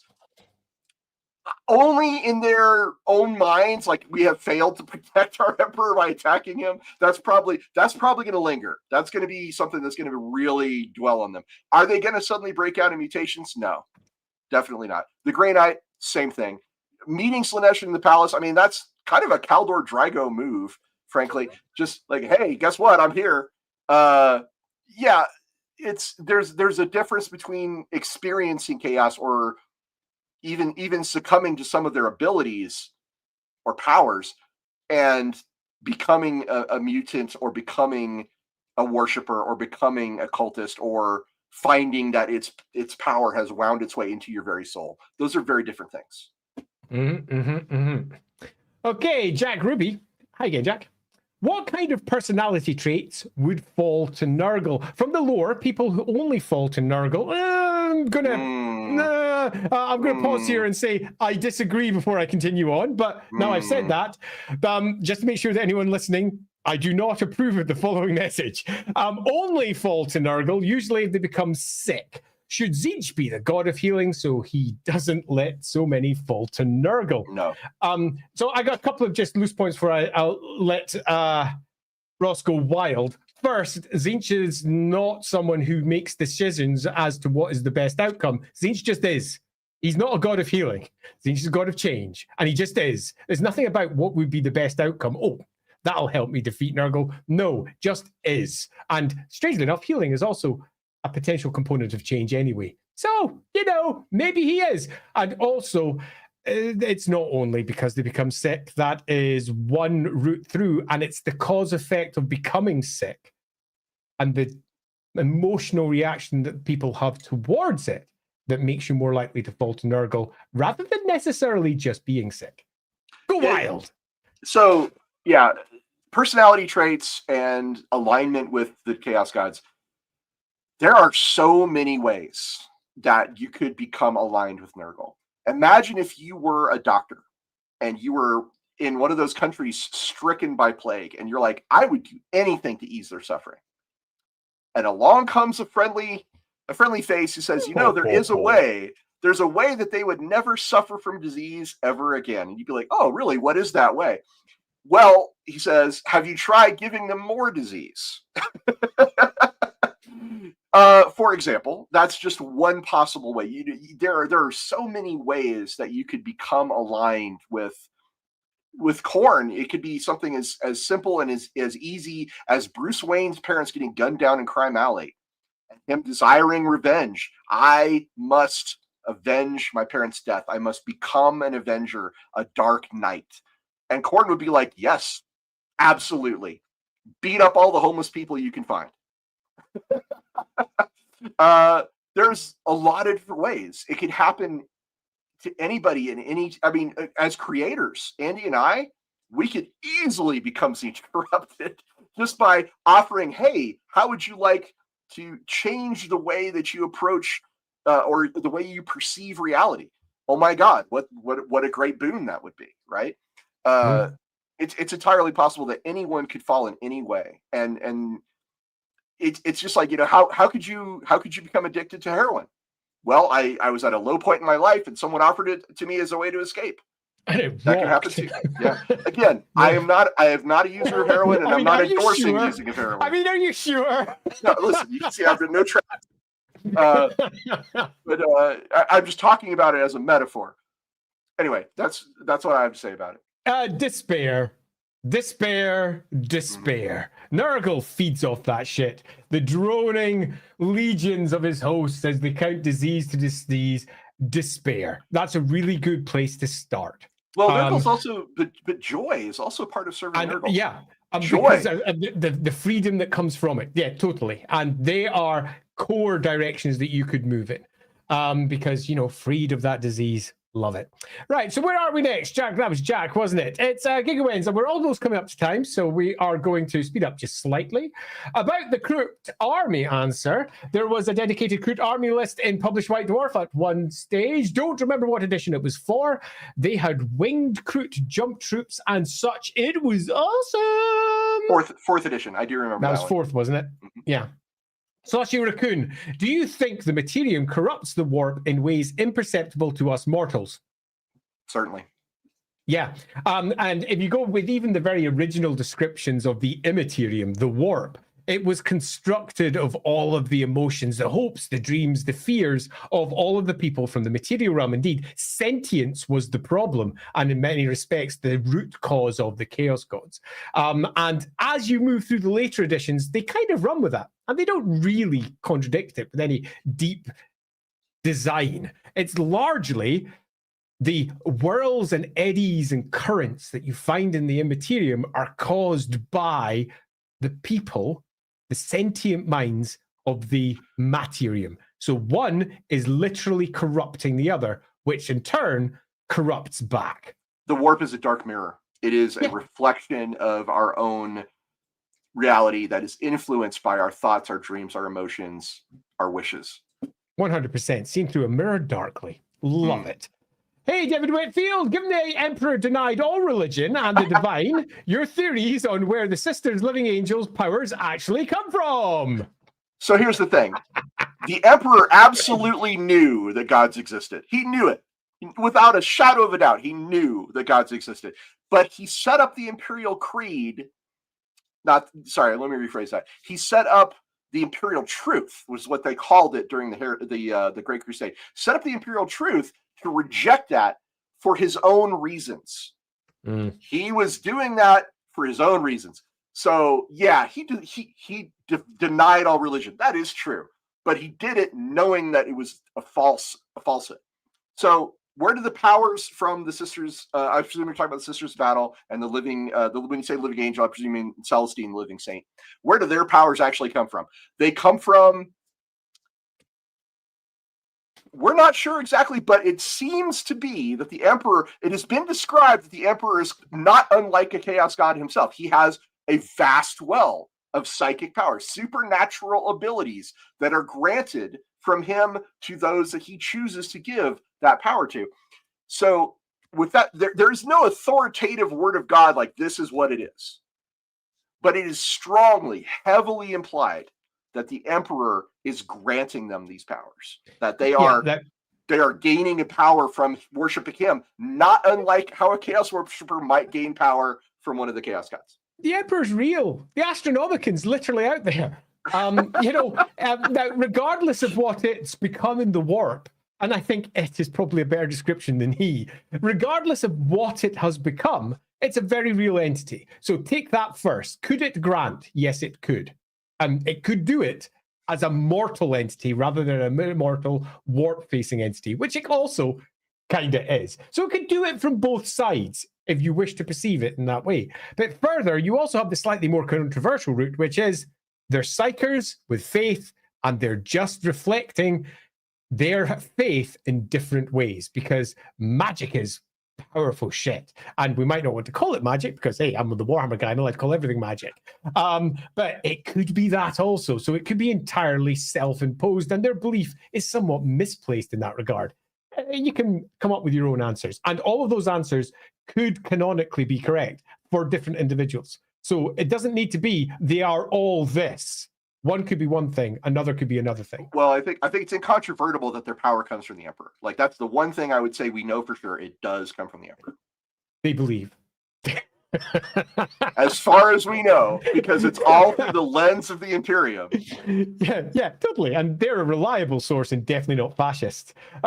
So, Lord Inquisitor, is there an Empire character in fantasy that uses Chaos Forbidden lore stuff like Eisenhorn and 40k, shunned and hunted, but arguably no Chaos follower? Yeah! I mean, this is a relatively common theme in some of the Infernal stories and the comics from Warhammer Monthly and similar, where they would take the concept that you're describing and run with it a little bit. The idea of the witch hunter that uses the powers that it is attempting to bring to an end to do that. Use chaos versus chaos. But is there a big character that uses it? Not off the top of my head, and that's bugging me because I'm almost certain someone will say, "What about this one?" Yeah, I think there is a minor character somewhere. I think he might be right. And it's really bugging me because one is not jumping out. One of the big differences between 40k and Warhammer is possession in Warhammer is short-lived and fatal. Where in 40k, long-term possession is not uncommon. I mean, it's not common. It's not like every other guy's possessed, but possession is not fatal in the same way that it is typically in Warhammer. If you get possessed by a minor demon in Warhammer, you're probably dead within a few days. That's not something that you could hold in a body and interrogate or something similar. So the options are a bit different there. You don't have the same opportunity to use chaos in that fashion. So it's ultimately more about using artifacts or possibly a forbidden magic like demonology. That is a potential route. But again, no characters jumping to mind. I feel like an idiot because I'm almost certainly missing something. But nothing's coming to mind on that one. Right, moving on swiftly to Mornington Crescent. Do you count Event Horizon as a precursor to 40K? Yeah, absolutely. And I think Andy said earlier in the show that the director even pointed that out. So yes. Dead. Right, so moving on to still loading. I'm writing a tale about a doctor dealing with a lot of grief who has a spirit try to corrupt them. Any advice for sowing dread and mystery early on? Thank you. I could say this. Given the time still loading, we'll have to be quick on this one. So I'm going to interrupt and say very fast. Fair enough. So I have thoughts, but keep in mind that your reader is always going to imagine something way darker and scarier than anything you can describe. So just try to be vague at first. Try to expose it very slowly, and try to expose it in a way that brings out the imagination. And like they see a shadow, they don't actually see the actual thing. Yeah, that's perfect. And because of the time, I am going to move on swiftly and say, Mike Halsey, when referring to every Warhammer IP, should it be called a mythos? Is there a phrase when referring to every setting at once? The Warhammer mythos. I mean, you could. Multiverse? I don't know. Yeah. It hasn't really got a name yet that I'm aware of. It's just it's just Games Workshop's games and their IP. Right, and that brings us to a beautiful end. We have sort of discussed the Realm of Chaos and Truth. We've just had a giant Q&A where we have themed it around the Realm of Chaos, and I'm actually really pleased with how that landed as an idea, largely because we got to have a good deep dive into everything that Ross thinks concerning Chaos, 40K, Realms of Chaos, Warhammer, how it all piles together, and I, for one, had an absolute ball. Thanks, Ross. You rock. Thank you so much for inviting me. I had a wonderful time, and I really enjoyed all the great questions everybody brought up. Yeah, the questions are pretty damn awesome. So, yeah, thanks, everyone. That's been an absolute joy. I am going to say good night to you all, because it's now past 1 a.m. over at my side. Oh my God. That was, yeah. Well, I'm used to this on a Wednesday. It sometimes goes to silly times on a Wednesday. I'm going to say thanks all. I am going to head off and take some more painkillers because my dental woes have not come to an end. I have a big gap sitting right here and it's just a touch sore. So thank you all. And indeed, thanks for saying thanks as you bring up all your thanks. It's been an absolute joy. We will see you all next time for another fine episode of Lorebeards. We will be gathering this Sunday for the second part of Marathi. The room for that should be up tomorrow. We'll be discussing that. And of course, LAWhammer will be back this Friday, where we are heading into episode 69. Dudes, it's going to be a lot. Nice. Until then, we will see you all later. Bye. Cheers.